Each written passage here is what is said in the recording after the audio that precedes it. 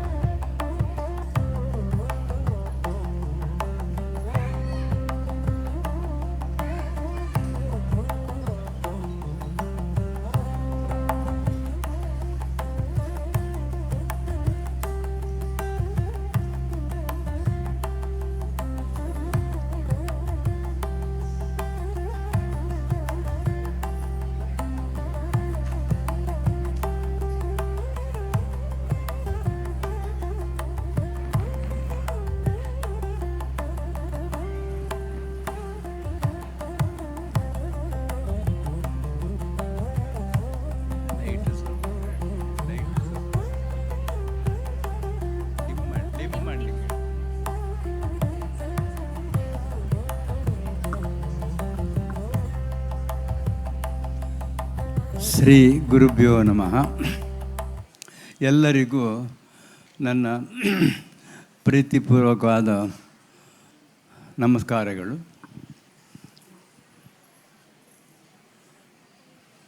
ನಾವು ಇಂದು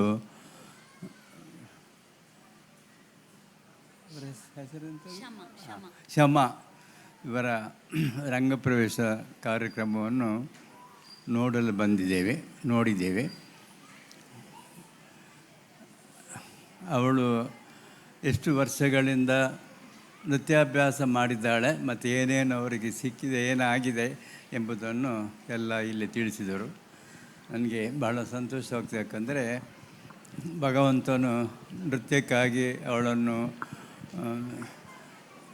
ಜನನಕ್ಕೆ ತಂದಿದ್ದಾರಂತ ನನಗೆ ಭಾಸವಾಗಿದೆ. ಯಾಕಂತ ಹೇಳಿದರೆ ಬರೀ ಗುರುಗಳು ಹೇಳಿಕೊಟ್ಟಂತಹ ಇದನ್ನು ಅದರ ಹಾಗೆ ಮಾಡುವುದು. ತನ್ನದು ಏನುಂಟ ಅದನ್ನು ಮಾಡಬೇಕಾದ್ರೆ ಅವರು ತುಂಬ ಪ್ರಾಕ್ಟೀಸ್ ಮಾಡಬೇಕು, ಮತ್ತು ಗುರುಗಳ ಅನುಗ್ರಹ ಬೇಕು, ಮತ್ತು ವಿನಯಶೀಲತೆ ಅವರಲ್ಲಿ ಇದ್ದರೆ ಮಾತ್ರ ಒಂದು ಕಲೆಯಲ್ಲಿ ಮುಂದುವರೆದುಕೊಂಡು ಹೋಗಲಿಕ್ಕೆ ಸಾಧ್ಯವಾಗ್ತದೆ ಎಂಬುದು ಇವತ್ತಿನ ಈ ಕಾರ್ಯಕ್ರಮ ನಮಗೆ ತಿಳಿಸಿಕೊಟ್ಟಿದೆ. ಕಾರ್ಯಕ್ರಮದ ಬಗ್ಗೆ ಹಾಗೆ ಆಗಿದೆ ಹೀಗೆ ಆಗಿದೆ ಅಂತ ಹೇಳುವಂಥ ದೊಡ್ಡ ಮನುಷ್ಯ ನಾನಲ್ಲ. ಯಾಕಂತ ಹೇಳಿದ್ರೆ ಬಹಳ ಪ್ರಸಿದ್ಧವಾದ ಮೃದಂಗವಾದಕಾರರಾದ ಗುರುಮೂರ್ತಿಯವರು ರಚಿಸಿಕೊಟ್ಟ ನಮ್ಮ ಭರತನಾಟ್ಯದ ಪ್ರಧಾನ ಅಂಗವಾಗಿರುವ ಈ ವರ್ಣವನ್ನು ಚಾಚು ತಪ್ಪದೆ ಅವಳು ಯಾವುದಕ್ಕೂ ತೊಂದರೆ ಆಗದ ಹಾಗೆ ಅದನ್ನು ಪ್ರದರ್ಶನ ಮಾಡಿದ್ದಾರೆ. ಅದಕ್ಕೆ ಸರಿಯಾದ ಪಕ್ಕವಾದ್ಯ ಕೂಡ ಇದ್ದದರಿಂದ ಅದಕ್ಕೆ ತುಂಬ ಮೆರಗು ಬಂತು. ಯಾಕಂದರೆ ಬರೀ ಸಾಧನೆ ಮಾಡಿದ್ರೆ ನಾವು ಶಾಲೆಯಲ್ಲಿ ಹೋಗಿ ಕಲಿತದ್ದನ್ನು ಮಾತ್ರ ಮಾಡುವುದಲ್ಲ, ಅದರ ಬಗ್ಗೆ ಹಗಲು ರಾತ್ರಿ ಚಿಂತನೆ ಮಾಡಿದರೆ ಮಾತ್ರ ಈ ರೀತಿಯಾಗಿ ಮೇಲ್ಮಟ್ಟದ ಒಂದು ಪ್ರದರ್ಶನ ಕೊಡಲಿಕ್ಕೆ ಆಗ್ತದೆ. ನನಗೆ ಭಾಳ ಸಂತೋಷ ಆಗುತ್ತೆ. ಯಾಕೆಂದರೆ ಈಗಿನ ಕಾಲದಲ್ಲಿ ಭರತನಾಟ್ಯದ ಮೂಲ ಪ್ರಧಾನ ಅಂಗವಾದ ಅರೆಮಂಡಿ ಅಂತ ಹೇಳ್ತೇವೆ, ಹಾಫ್ ಸಿಟ್ಟಿಂಗ್, ಅದಕ್ಕೆ ಎಲ್ಲಿಯೂ ಇಲ್ಲಿ ಕೊರತೆ ಬರಲಿಲ್ಲ. ಮತ್ತು ಕೆಲವು ಹಸ್ತ ವಿನಿಯೋಗಗಳು ಹೋಗುವ ರೇಖೆಗಳು ಇವೆಲ್ಲ ಬದ್ಧವಾಗಿ ಉಂಟು. ಸಣ್ಣ ಸಣ್ಣದ್ದು ಎಲ್ಲರಲ್ಲಿ ಇರ್ತದೆ. ಆದರೆ ಇವಳು ಮುಂದಕ್ಕೆ ದಯಮಾಡಿ ಇವಳಿಗೆ ಇವರ ರಕ್ಷಕರು ಈ ಕ್ಷೇತ್ರದಲ್ಲಿ ಮುಂದುವರಿಯುವಂತೆ ಪ್ರೋತ್ಸಾಹ ಮಾಡಬೇಕು. ನಮ್ಮ ಭಗವಂತ ನಿಜವಾಗಿ ಮುಂದಕ್ಕೆ ಕೂಡ ಅವನ ಜೀವನದಲ್ಲಿ ಖಂಡಿತ ಆಶೀರ್ವಾದ ಮಾಡ್ತಾನೆ ಎಂಬ ನಂಬಿಕೆ ನಮಗುಂಟು. ಯಾಕಂದರೆ ಪರಿಶುದ್ಧವಾದಂಥ ಶಾಸ್ತ್ರೀಯ ಕಲೆಯನ್ನು ಯಾರು ಭಕ್ತಿಪೂರ್ವಕವಾಗಿ ಕಲಿತಾರೋ, ಅದನ್ನು ಪೂಜೆ ಎಂದು ಯಾರು ದೇವರ ಆರಾಧನೆ ಯಾರು ತಿಳಿತಾರ ಅವರು ನಿಜವಾಗಿ ಮುಂದಕ್ಕೆ ಹೆಸರು ಮಾಡ್ತಾನಂತಲ್ಲ, ಪರಮಾತ್ಮನಿಂದ ಸಿಕ್ಕಿದಂಥ ವೇದಗಳಿಂದ ನೃತ್ಯವು ಸಿಕ್ಕಿದೆ. ಅದನ್ನು ಬೇರೆ ಬೇರೆ ರೀತಿಯಲ್ಲಿ ಹಲವಾರು ನಮ್ಮ ದೇಶದಲ್ಲಿ ಪದ್ಧತಿಗಳಿವೆ, ಅದರಲ್ಲಿ ಭರತನಾಟ್ಯ ಒಂದು. ಇದನ್ನು ಮುಂದುವರಿಸಿಕೊಂಡು ಹೋಗುವಂಥ ಶಕ್ತಿ ಅವಳಲ್ಲಿ ಉಂಟು. ಆದ್ದರಿಂದ ಅವಳಿಗೆ ನಾನು ಕೂಡ ನಟರಾಜ ದೇವರ ಹತ್ರ ಅನುಗ್ರಹ ಬೇಡಿ ತುಂಬ ಮನಸ್ಸಿನಿಂದ ಅವರಿಗೆ ಆಶೀರ್ವಾದ ಮಾಡ್ತೇನೆ. ಮತ್ತು ನಮ್ಮಲ್ಲಿ ಅಭ್ಯಾಸ ಮಾಡಿದಂತಹ ಶಾಲಿನಿ ಆತ್ಮಭೂಷಣ್, ಅವಳು ಯಾವಾಗಲೂ ಏನು ಬೇಕಾದರೂ ನನ್ನಲ್ಲಿ ಸಣ್ಣ ಸಣ್ಣ ವಿಷಯಗಳು, ಅದು ಹೇಗೆ ಇದು ಹೇಗೆ, ನಾನು ದೊಡ್ಡ ಬುದ್ಧಿವಂತನಲ್ಲ, ಆದರೆ ಸರಿಯಾದ ಒಂದು ಇದನ್ನು ಹೇಳಿಕೊಡುವಂತಹ, ಗೊತ್ತಿರುವುದನ್ನು ಹೇಳಿಕೊಡುವಂತಹ ಒಂದು ಭಗವಂತನ ಅನುಗ್ರಹ ನನಗೆ ಕೊಡುವಂತು. ಅದನ್ನು ನಾವು ಯಾವಾಗಲೂ ವಿಚಾರಿಸಿಕೊಳ್ತೇವೆ. ಮತ್ತು ಅವಳಲ್ಲಿ ಒಂದು ನಾನು ಕಂಡುಕೊಂಡ ದೊಡ್ಡ ಗುಣ ಅಂದರೆ ವಿನಯಶೀಲತೆ. ವಿದ್ಯೆಗೆ ವಿನಯ ಭೂಷಣವಂತೆ. ಆದ್ದರಿಂದ ಅವನಿಗೆ ಅದರಲ್ಲಿ ಸಾಧನೆ ಮಾಡಲಿಕ್ಕೆ ತುಂಬ ಅದು ಪ್ರಯೋಜನ ಆಗ್ತದೆ. ಮತ್ತು ಶಾಲಿನಿಯ ಅವಳಲ್ಲಿರುವ ವಿದ್ವತ್ ಇವೆಲ್ಲ ವಿಷಯದಲ್ಲಿ ಅದು ಬಹಳ ಮೇಲ್ಮಟ್ಟದ್ದು. ಅದನ್ನು ಉಳಿಸಿಕೊಂಡದ್ದರಿಂದ ಅವಳು ಈ ಕ್ಷೇತ್ರ, ನಮ್ಮ ನೃತ್ಯ ಕ್ಷೇತ್ರದಲ್ಲಿ ಮುಂದಕ್ಕೆ ದೊಡ್ಡ ಕಲಾವಿದೆಯಾಗಿ ಬೆಳೆಯಬಹುದು. ಮತ್ತು ನಮ್ಮ ಈ ಕಲೆಯನ್ನು ಶಾಶ್ವತವಾಗಿ ಉಳಿಸುವಂಥ ಒಂದು ಶಕ್ತಿ ಕೂಡ ಅವಳಲ್ಲಿ ಬರಬಹುದು ಅಂಥೇಳಿ ತುಂಬ ಮನಸ್ಸಿಂದ ಆಶೀರ್ವಾದ ಮಾಡಿದ್ದೇನೆ. ನನಗೆ ಸ್ವಲ್ಪ ಅಸೌಖ್ಯ ಇದ್ದರಿಂದ ಹೆಚ್ಚು ಮಾತಾಡಲಿಕ್ಕೆ ಆಗುವುದಿಲ್ಲ. ಆದರೂ ನಾನು ಬಹಳ ಸಂತೋಷಪಟ್ಟಿದ್ದೇನೆ. ನನಗೆ ಬರುವಾಗ ಸ್ವಲ್ಪ ಗಾಡಿಗೆ ಸ್ವಲ್ಪ ತೊಂದರೆ ಆದ್ದರಿಂದ ಸ್ವಲ್ಪ ತಡವಾಯಿತು. ನನಗೆ ಎಲ್ಲಿ ಸಮಯಕ್ಕೆ ಮುಟ್ತಾದ ಎಂಬ ಒಂದು ಗಡಿಗುಡಿ ಕೂಡ ಇತ್ತು. ಆದರೆ ಸಮಯಕ್ಕೆ ಸರಿಯಾಗಿ ಇಲ್ಲಿ ಬಂದು ನಿಮ್ಮೊಟ್ಟಿಗೆಲ್ಲ ಹೊಂದಿಕೊಂಡಿದ್ದೇನೆ. ಎಲ್ಲವರಿಗೂ ನಾನು ಹೆಚ್ಚಿನ, ನಾವು ಕಲಿತಿರುವಾಗ ಇಂಥದ್ದು ಏನಿರಲಿಲ್ಲ. ಈಗ ತುಂಬ ಜನ ಗುರುಗಳಿದ್ದಾರೆ, ಇಲ್ಲಿ ಕೆಲವರು ತುಂಬ ಜನ ಬಂದಿದ್ದಾರೆ. ಅವರೆಲ್ಲರಿಗೂ ನಾನು ಒಂದೇ ಒಂದು ಹೇಳೋದಂತೆ, ನಮ್ಮ ಶಾಸ್ತ್ರೀಯ ಪರಂಪರೆಯನ್ನು ಉಳಿಸಿ ಅಂತ. ಇಥರದ್ದು ಯಾವಾಗ ಬರ್ತದೆ ಯಾವುದು ಅದು ಬೇರೆ, ಆದರೆ ಆ ಶಾಸ್ತ್ರೀಯ ಪದ್ಧತಿಯನ್ನು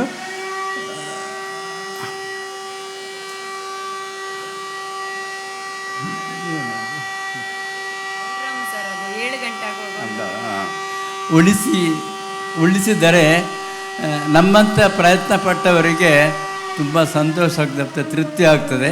ಆದ್ದರಿಂದ ಈ ಇಳಿಯ ವಯಸ್ಸಿನಲ್ಲಿ ಕೂಡ ಹಲವಾರು ಮಂದಿ ನನ್ನಲ್ಲಿ ಅಭ್ಯಾಸ ಮಾಡಿದ್ರು ಮಾತ್ರ ಅಲ್ಲ, ಬೇರೆಯವರಲ್ಲಿ ಅಭ್ಯಾಸ ಮಾಡಿ ಇದನ್ನು ಇಟ್ಟುಕೊಂಡವರು ತುಂಬ ಮಂದಿ ಇದ್ದಾರಲ್ಲ ಅಂಥೇಳಿ ನಾನು ತುಂಬ ಸಂತೋಷಪಟ್ಟು ಹೆಚ್ಚಿನ ಎಲ್ಲ ಕಲಾವಿದರು ಬಂದಿದ್ದಾರೆ.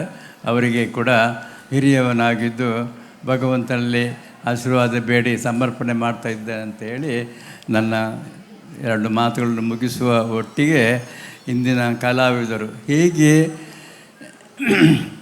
ಒಂದು ಪ್ರದರ್ಶನಕ್ಕೆ ಇದು ಕೊಡಬೇಕು, ಸಹಾಯ ಕೊಡಬೇಕು ಅಂತೆಂಬುದು ನಾವು ಇವತ್ತು ನೋಡಿದ್ದೇವೆ. ಅದು ಎಲ್ಲ ವಿಷಯಗಳು ಒಳ್ಳೆಯ ತುಂಬ ಕಲಾವಿದರವರು ಪರಿಚಯ ಮಾಡಿದರು.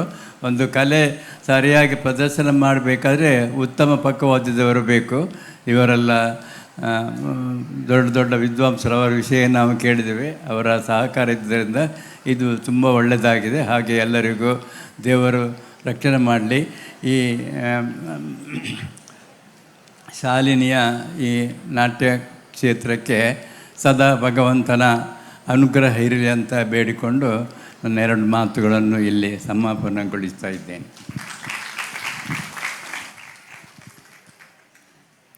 ತಮ್ಮ ಆಶೀರ್ವಾದ ಪೂರಕ ಮಾತುಗಳಿಗೆ ನಮ್ಮ ನಮನಗಳನ್ನು ಸಲ್ಲಿಸ್ತಾ ಇದೀಗ ಶಮ ಅವರ ಮನೆಯವರ ಪರವಾಗಿ ವಿದುಷಿ ಶಾಲಿನಿ ಆತ್ಮಭೂಷಣ್ ಅವರು ಗುರುಗಳಾದಂಥ ಉಳ್ಳಾಲ ಮೋಹನ್ ಕುಮಾರ್ ಇವರಿಗೆ ಗೌರವ ಸಮರ್ಪಣೆಯನ್ನು ಮಾಡಬೇಕು ಅಂತ ಕೇಳ್ಕೊಳ್ತಾ ಇದ್ದೇನೆ. ಒಂದು ವಿಷಯ ನನಗೆ ಮರ್ತು ಹೋಯಿತು. ಇವಳ ಮಾತಾಪಿತೃಗಳು ಈ ಕಾರ್ಯಕ್ರಮ ಮಾಡಲು ಅವರು ಆತುರದಿಂದ ಇದನ್ನು ಮಾಡಿದ್ದಾರೆ. ಯಾಕಂದರೆ ಮಗಳು ಏನು ಮಾಡಿದ್ದಾಳೆ ಎಂಬುದನ್ನು ಹೆಚ್ಚಿನವರು ಗೊತ್ತಾಗಲಿ ಎಂಬ ದೃಷ್ಟಿಯಿಂದ ಮಾತ್ರ ಅಲ್ಲ, ಕಲೆಯನ್ನು ಉದ್ಧಾರ ಮಾಡುವಂಥ ಒಂದು ಶಕ್ತಿ ನನ್ನ ಮಗಳಲ್ಲಿ ಉಂಟಾಗುವುದನ್ನು ಎಲ್ಲರೂ ನೋಡಲಿ ಅಂತ ಮಾಡಿದ್ದಾರೆ. ಹಾಗಾಗಿ ಅವರಿಗೆ ಪ್ರತ್ಯೇಕವಾದ ಪ್ರತ್ಯೇಕವಾದ ನನ್ನ ನಮಸ್ಕಾರಗಳನ್ನು ತಿಳಿಸ್ತಾ ಇದ್ದೇನೆ.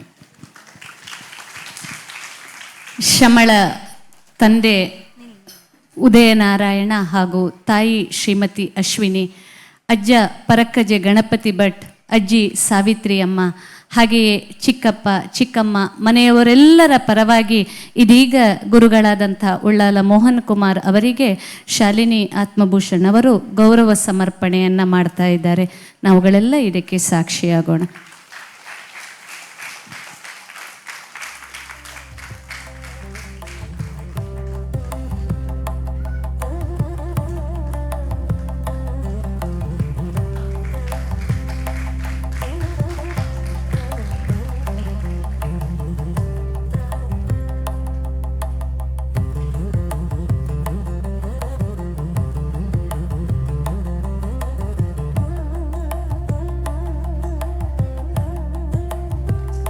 ಇಂದಿನ ಈ ಕಾರ್ಯಕ್ರಮದಲ್ಲಿ ಶಮಳ ಮನೆಯವರ ಅಪೇಕ್ಷೆಯಂತೆ ವಿಶೇಷವಾಗಿ ಬೇರೆ ಬೇರೆ ಕ್ಷೇತ್ರಗಳಲ್ಲಿ ಸಾಧನೆಯನ್ನಗೈದಂತಹ ಹಿರಿಯರನ್ನು ಅತಿಥಿಗಳನ್ನಾಗಿ ಆಹ್ವಾನಿಸಿದ್ದೇವೆ. ಕಾರ್ಯಕ್ರಮವನ್ನು ಮುಂದುವರಿಸ್ತಾ ಉಪಸ್ಥಿತರಿರುವಂಥ ಎಲ್ಲರನ್ನ ಕೂಡ ಪ್ರೀತಿಯಿಂದ ಈ ಕಾರ್ಯಕ್ರಮದಲ್ಲಿ ಜೋಡಿಸಿಕೊಳ್ತಾ ಕಾರ್ಯಕ್ರಮದಲ್ಲಿ ನಮ್ಮ ಜೊತೆಗೆ ಮುಖ್ಯ ಅತಿಥಿಯಾಗಿ ಈ ದಿನ ಉಪಸ್ಥಿತರಿರುವಂಥವರು ಶ್ರೀಯುತ ಜಯರಾಮ್ ರೈಡಿಯವರು, ವಿಠಲ ಜೆಸಿಸ್ ಆಂಗ್ಲ ಮಾಧ್ಯಮ ಶಾಲೆಯ ಪ್ರಾಂಶುಪಾಲರಾಗಿರುವಂತಹ ಶ್ರೀಯುತ ಜಯರಾಮ್ ರೈಡಿಯವರು ಕಳೆದ 18 ವರ್ಷಗಳಿಂದ ವಿಠಲ ಜೆಸಿಸ್ ಆಂಗ್ಲ ಮಾಧ್ಯಮ ಶಾಲೆಯ ಪ್ರಾಂಶುಪಾಲರಾಗಿ ಕಾರ್ಯವನ್ನು ನಿರ್ವಹಿಸ್ತಾ ಇರುವಂಥವರು. ಹಲವಾರು ಸಂಸ್ಥೆಗಳಲ್ಲಿ ಸಹ ಶಿಕ್ಷಕರಾಗಿ ದುಡಿದು ಸುದೀರ್ಘ ಶಿಕ್ಷಣದ ವ್ಯವಸ್ಥೆಯೊಳಗಡೆ ಜೋಡಿಸಿಕೊಂಡಿರುವಂತಹ ಶ್ರೀಯುತ ಜಯರಾಮ್ ರೈಡಿಯವರು ಯಕ್ಷಗಾನ ಅರ್ಥಧಾರಿಕೆಯ ಕೂಡ ಕಲಾವಿದರು. ಇವರನ್ನು ಇದೀಗ ವೇದಿಕೆಗೆ ಪ್ರೀತಿಯಿಂದ ಸ್ವಾಗತಿಸ್ತಾ ತಮ್ಮ ಮಾತುಗಳನ್ನು ಆಡಬೇಕು ಅಂತ ಕೇಳ್ಕೊಳ್ತಾ ಇದ್ದೇವೆ.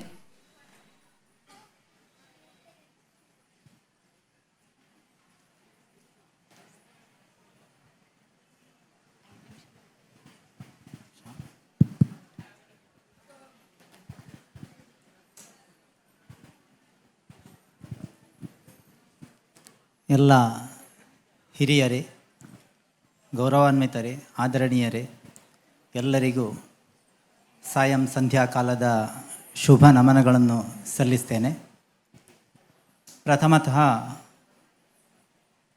ಸಂಗೀತ ನೃತ್ಯ ಕ್ಷೇತ್ರದ ದಿಗ್ಗಜರು, ಘನಪಾಠಿಗಳು, ಘನ ವಿದ್ವಾಂಸರಿಂದ ತುಂಬಿ ತುಳುಕ್ತಾ ಇರುವಂಥ ಈ ಸಭಾ ವೇದಿಕೆಯಲ್ಲಿ ನಮಗೊಂದು ಅವಕಾಶವನ್ನು ಕೊಟ್ಟಿರುವುದಕ್ಕೆ ಸಂಬಂಧಪಟ್ಟಂಥ ಎಲ್ಲ ಸಂಘಟಕರಿಗೆ ಅತ್ಯಂತ ಧನ್ಯತಾಭಾವದಿಂದ ವಿನೀತನಾಗಿ ನಮಸ್ಕರಿಸ್ತಾ ಇದ್ದೇನೆ, ಅಭಿವಂದಿಸ್ತಾ ಇದ್ದೇನೆ. ಇಂಗ್ಲೀಷ್ನಲ್ಲಿ ಒಂದು ಮಾತಿದೆ, until you spread your wings you will have no idea how far you can fly. ನಮ್ಮ ರೆಕ್ಕೆಗಳನ್ನು ವಿಸ್ತರಿಸುವವರೆಗೂ ಕೂಡ ನಾವೆಷ್ಟು ದೂರ ಹಾರಬಲ್ಲೆವು ಎಂಬ ಬಗ್ಗೆ ನಮಗೆ ಯಾವ ಜ್ಞಾನವೂ ಇರುವುದಿಲ್ಲಂತೆ. ಬಹುಶಃ ಶಮಾ ಅವರ ಮಾತಾಪಿತರು, ಕುಟುಂಬಿಕರು, ಗುರುಗಳು, ಗುರುವೃಂದದವರು ಅವಳು ಎಷ್ಟು ಎತ್ತರಕ್ಕೆ ಬೆಳೆಯಬಲ್ಲಳು ಎಂಬುದನ್ನು ಬಹಳ ಎಳವೆಯಲ್ಲಿ ಗುರುತಿಸಿದ್ದಾರೆ. ಅದಕ್ಕಾಗಿ ಅವರೆಲ್ಲರಿಗೂ ಕೂಡ ವಿಶೇಷವಾದಂಥ ಅಭಿನಂದನೆಗಳನ್ನು ಈ ಸಂದರ್ಭದಲ್ಲಿ ಸಲ್ಲಿಸಲಿಕ್ಕೆ ಬಯಸ್ತೇನೆ.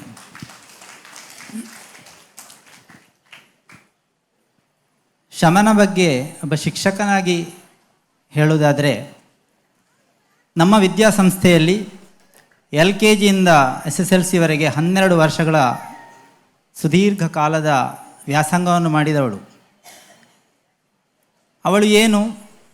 ಅವಳು ಎಷ್ಟು ಸರಳವಾಗಿ ಹೇಳುವುದಾದರೆ, ನಮ್ಮ ವಿದ್ಯಾಸಂಸ್ಥೆ ಅಭಿಮಾನ ಪಡುವಂಥ, ಹೆಮ್ಮೆ ಪಡುವಂಥ ಒಬ್ಬ ಅಪೂರ್ವ ಕಲಾವಿದೆ ಅಂತಷ್ಟು ಮಾತ್ರ ಹೇಳಬಲ್ಲೆ. ಯಾಕಂದರೆ ಶೈಕ್ಷಣಿಕ ಕ್ಷೇತ್ರದಲ್ಲಿ ಸಾಧನೆಯನ್ನು ಮಾಡುವವರಿದ್ದಾರೆ, ಕ್ರೀಡಾ ಕ್ಷೇತ್ರದಲ್ಲಿ ಸಾಧನೆಯನ್ನು ಮಾಡುವವರಿದ್ದಾರೆ, ಸಾಂಸ್ಕೃತಿಕವಾದಂಥ ಕ್ಷೇತ್ರದಲ್ಲಿ ಸಾಧನೆಯನ್ನು ಮಾಡುವವರಿದ್ದಾರೆ.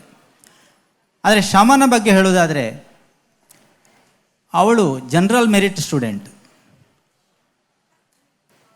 ಮಲ್ಟಿಫ್ಯಾಸ್ಟೆಡ್ ಪರ್ಸ್ನಾಲಿಟಿ ಅಂತ ಹೇಳ್ಬೋದು. ಶೈಕ್ಷಣಿಕವಾಗಿ ಪ್ರತಿ ತರಗತಿಯಲ್ಲಿಯೂ ಕೂಡ first topper, second topper. SSLC board ಎಕ್ಸಾಮಿನಲ್ಲಿ ನಮ್ಮ ಶಾಲೆಗೆ ಸೆಕೆಂಡ್ ಟಾಪರ್ ಆಗಿ ರಾಜ್ಯ ಮಟ್ಟದ 10th ರ್ಯಾಂಕನ್ನು ಪಡೆದವಳು. ಅದರ ಜೊತೆಗೆ ನಮ್ಮ ಶಾಲೆಯ ಒಟ್ಟು ಕಾರ್ಯಕ್ರಮದ ಮೆರುಗನ್ನು ಯಾವತ್ತೂ ಹೆಚ್ಚಿಸ್ತಾ ಇದ್ದವಳು. ನಿರಂತರ 5 ವರ್ಷ ಪ್ರತಿಭಾ ಕಾರಂಜಿ ಸ್ಪರ್ಧೆಗಳಲ್ಲಿ ರಾಜ್ಯ ಮಟ್ಟದಲ್ಲಿ ಬಹುಮಾನವನ್ನು ಗೆದ್ದುಕೊಟ್ಟು ನಮ್ಮ ಸಂಸ್ಥೆಯ ಕೀರ್ತಿಯನ್ನು ಹೆಚ್ಚಿಸಿದವಳು. 3 ವರ್ಷ ನಮ್ಮ ದಕ್ಷಿಣ ಕನ್ನಡ ಜಿಲ್ಲೆಯನ್ನು ರಾಜ್ಯ ಮಟ್ಟದಲ್ಲಿ ಪ್ರತಿನಿಧಿಸಿದವಳು.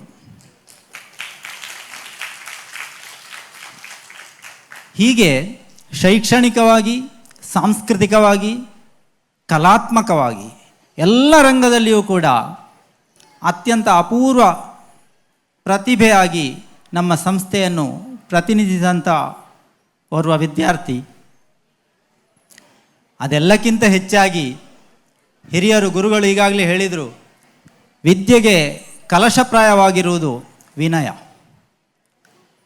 ವಿನಯೇನಾನ್ವಿತ ವಿದ್ಯಾ ಸದಾ ಸನ್ಮಾನಮರ್ಹತಿ, ತೇನ ಹೀನಾತು ಸಾತ್ಯಾಜ್ಯ ಫಣಾಮಣಿರಿವಾಣಿಶಂ ಅಂತ ಹೇಳಿದ್ದಾರೆ. ಹೇಗೆ ಸರ್ಪಮಣಿ ಆ ಸರ್ಪಕ್ಕಾಗಲಿ ಯಾರಿಗೇ ಆಗಲಿ ಯಾವ ಉಪಕಾರಕ್ಕೂ ಬರುವುದಿಲ್ವೋ, ಹಾಗೆ ವಿನಯರಹಿತವಾದಂಥ ವಿದ್ಯೆ ಯಾವ ಉಪಯೋಗಕ್ಕೂ ಬರುವುದಿಲ್ಲ. ಅದಕ್ಕೆ ಹೊರತಾಗಿ ಅತ್ಯಂತ ವಿನಯಪೂರ್ವಕವಾದಂಥ ವಿಧೇಯ ಸ್ವಭಾವದ ಹುಡುಗಿ ಶಮ. ಅದು ಅವಳಲ್ಲಿರುವಂಥ ಒಂದು ಹೃದಯ ವೈಶಾಲ್ಯತೆ. ಬಹುಶಃ ಆ ಕಾರಣದಿಂದಾಗಿಯೇ ಈ ಹೊತ್ತಿಗೆ ಇಷ್ಟು ಎಳವೆಯ ವಯಸ್ಸಿನಲ್ಲಿ ಅವಳು ಈ ಮಟ್ಟಕ್ಕೆ ಬೆಳೆಯುವುದಕ್ಕೆ ಸಾಧ್ಯ ಆಯಿತು ಅಂತ ನಾನು ಭಾವಿಸ್ತೇನೆ.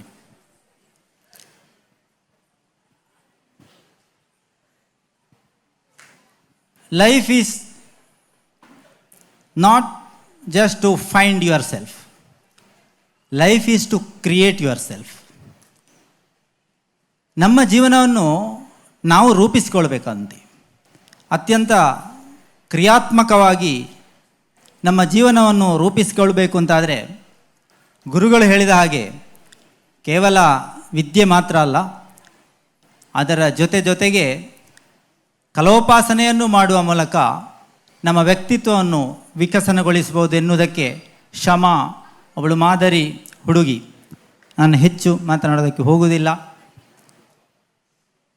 ಆ ಶ್ರಮ ಈ ಮಟ್ಟಕ್ಕೆ ಬೆಳೆದು ನಿಲ್ಲುವುದಕ್ಕೆ ಕಾರಣೀಭೂತರಾದಂಥ ಆಕೆಯ ಮಾತಾಪಿತರು, ಕುಟುಂಬ ವರ್ಗದವರು, ಶಿಷ್ಯ ವೃಂದದವರು ಮತ್ತು ಎಲ್ಲ ಕಲೋಪಾಸಕರು, ಅವರ ಎಲ್ಲರ ಆಶೀರ್ವಾದ, ಅದೇ ರೀತಿ ಭಗವಂತನ ಅನುಗ್ರಹ, ಕಲಾಮಾತೆಯ ಅನುಗ್ರಹ ಎಂದೆಂದೂ ಅವಳಿಗೆ ಇರಲಿ ಅಂತ ಹಾರೈಸ್ತೇನೆ. ಮುಂದಿನ ದಿನಗಳಲ್ಲಿ ಅತ್ಯಂತ ವಿಶಾಲವಾದ ಉಜ್ವಲವಾದ ಭವಿಷ್ಯ ಶಮನ ಪಾಲಿಗೆ ಪ್ರಾಪ್ತಿಯಾಗಲಿ ಅಂತ ಮತ್ತೊಮ್ಮೆ ಮಗದೊಮ್ಮೆ ದೇವರಲ್ಲಿ ಪ್ರಾರ್ಥಿಸುತ್ತಾ ಈ ಅವಕಾಶಕ್ಕಾಗಿ ವಂದಿಸ್ತೇನೆ, ವಿರಮಿಸ್ತೇನೆ. ನಮಸ್ತೆ. ಶುಭವನ್ನು ಹಾರೈಸಿದ ತಮಗೆ ಮನದಾಳದ ಕೃತಜ್ಞತೆಗಳನ್ನು ಸಲ್ಲಿಸ್ತಾ ಶಮನ ಪರವಾಗಿ ಗುರುಗಳಾದ ಶಾಲಿನಿ ಆತ್ಮಭೂಷಣ್ ಅವರು ಒಂದು ಗೌರವದ ಕಾಣಿಕೆಯನ್ನು ನೀಡ್ತಾ ಇದ್ದಾರೆ. ಒಂದು ಮಾತನ್ನು ಉಲ್ಲೇಖ ಮಾಡಬೇಕು. ಬಲ್ಲವರು ಹೇಳ್ತಾರೆ, ಎತ್ತರಕ್ಕೆ ಏರಿದ ಮೇಲೆ ಹತ್ತಿದ ಏಣಿಯನ್ನು ಮರೆಯಬೇಡ ಅಂತ. ಬಹುಶಃ ಸುದೀರ್ಘವಾದಂಥ ವಿದ್ಯಾಭ್ಯಾಸವನ್ನು ನಡೆಸಿದಂಥ ಸಂಸ್ಥೆಯ ಗುರುಗಳನ್ನು ಕೂಡ ನೆನಪಿಸಿಕೊಳ್ಳುವಂಥ ಕೆಲಸ ಶ್ರಮ ಮಾಡಿದ್ದಾಳೆ. ಅದು ಆಕೆಯ ವಿನಯವನ್ನು, ಅವರ ಮನೆಯವರ ವಿನಯತೆಯನ್ನು ತೋರಿಸ್ತದೆ ಅಂತ ಹೇಳ್ತಾ ಧನ್ಯವಾದಗಳು. ಕಾರ್ಯಕ್ರಮವನ್ನು ಮುಂದುವರಿಸ್ತಾ ನಮ್ಮ ಜೊತೆಗೆ ಇರುವಂಥ ಇನ್ನೋರ್ವ ಮುಖ್ಯ ಅತಿಥಿ ಶ್ರೀಯುತ ಡಾಕ್ಟರ್ ಮಹೇಶ್ ಪದ್ಯಾಣ. ಇವರು ಸಂಗೀತ ವಾಹಿನಿ ಸಂಗೀತ ಸಂಸ್ಥೆಯ ಗುರುಗಳಾಗಿ ಹಲವಾರು ವಿದ್ಯಾರ್ಥಿಗಳಿಗೆ ಸಂಗೀತಾಭ್ಯಾಸವನ್ನು, ಕೀಬೋರ್ಡ್ ವಾದನವನ್ನು ಕಲಿಸಿಕೊಡ್ತಾ ಇರುವಂಥವರು. ವೃತ್ತಿಯಲ್ಲಿ ಇಂಜಿನಿಯರ್ ಆಗಿದ್ದು ಹಲವಾರು ವರ್ಷಗಳ ಕಾಲ, ಸುದೀರ್ಘ ವರ್ಷಗಳ ಕಾಲ ವಿದೇಶದಲ್ಲಿ ತಮ್ಮ ಕಾರ್ಯವನ್ನು ನಡೆಸಿಕೊಂಡು ಬಂದರೂ ಕೂಡ ಸಂಗೀತದ ಮೂಲ ಬೇರು ಇರುವಂತಹ ಭಾರತ ನನ್ನ ನೆಲ ಅನ್ನುವ ದೃಷ್ಟಿಯಲ್ಲಿ ಮತ್ತೆ ಇಲ್ಲಿಗೆ ಬಂದು ಕೃಷಿಯಲ್ಲಿ ತೊಡಗಿಸಿಕೊಂಡು ಸಂಗೀತವನ್ನು ವಿದ್ಯಾರ್ಥಿಗಳಿಗೆ, ಕೀಬೋರ್ಡನ್ನು ವಿದ್ಯಾರ್ಥಿಗಳಿಗೆ ಕಲಿಸ್ತಾ ಪುತ್ತೂರು, ವಿಟ್ಲ, ಪೋಳ್ಯ ಹೀಗೆ ಹಲವಾರು ಕಡೆಗಳಲ್ಲಿ ಸಂಗೀತ ತರಗತಿಗಳನ್ನು ನಡೆಸ್ತಾ ಬರ್ತಾ ಇರುವಂಥವರು ಡಾಕ್ಟರ್ ಮಹೇಶ್ ಪದ್ಯಾಣ. ಇವರು ಖ್ಯಾತ ಪದ್ಯಾಣ ಮನೆತನದವರು. ತಮ್ಮ ಸಂಗೀತಾಭ್ಯಾಸವನ್ನು ಹೈದರಾಬಾದಿನ ನೇತಿ ಶ್ರೀ ರಾಮ್ ಶರ್ಮಾ ಅವರಿಂದ, ತದನಂತರ ಮೈಸೂರಿನ ವಿದ್ವಾನ್ ರಾಮ್ ಘಾಟೆ ಅವರಿಂದ ಮುಂದುವರಿಸಿ, ವಿಶೇಷವಾಗಿ ಉಲ್ಲೇಖ ಮಾಡಲೇಬೇಕು, ತಮ್ಮ ಡಾಕ್ಟರೇಟ್ ಪದವಿಯನ್ನು ಸಂಗೀತದ ಸ್ವರ ಪ್ರಸ್ತಾರವನ್ನು ಸಾಫ್ಟ್ವೇರ್ ಮೂಲಕ ಹೇಗೆ ನಡೆಸಬಹುದು, ನುಡಿಸಬಹುದು ಅನ್ನುವುದರ ವಿಷಯದ ಮೂಲಕ ಡಾಕ್ಟರೇಟ್ ಪದವಿಯನ್ನು ಪಡೆದಂಥವರು. ಅವರನ್ನು ಈ ಕಾರ್ಯಕ್ರಮಕ್ಕೆ ಗೌರವಪೂರ್ವಕವಾಗಿ ಮನೆಯವರೆಲ್ಲರ ಪರವಾಗಿ ಹಾಗೂ ಶಾಲಿನಿ ಆತ್ಮಭೂಷಣ್ ಹಾಗೂ ನೃತ್ಯೋಪಾಸನ ಕಲಾ ಅಕಾಡೆಮಿ ಅವರ ಪರವಾಗಿ ಸ್ವಾಗತಿಸ್ತಾ, ಸರ್ ಇದೀಗ ತಮ್ಮ ಮಾತುಗಳಿಗಾಗಿ ನಾವುಗಳು.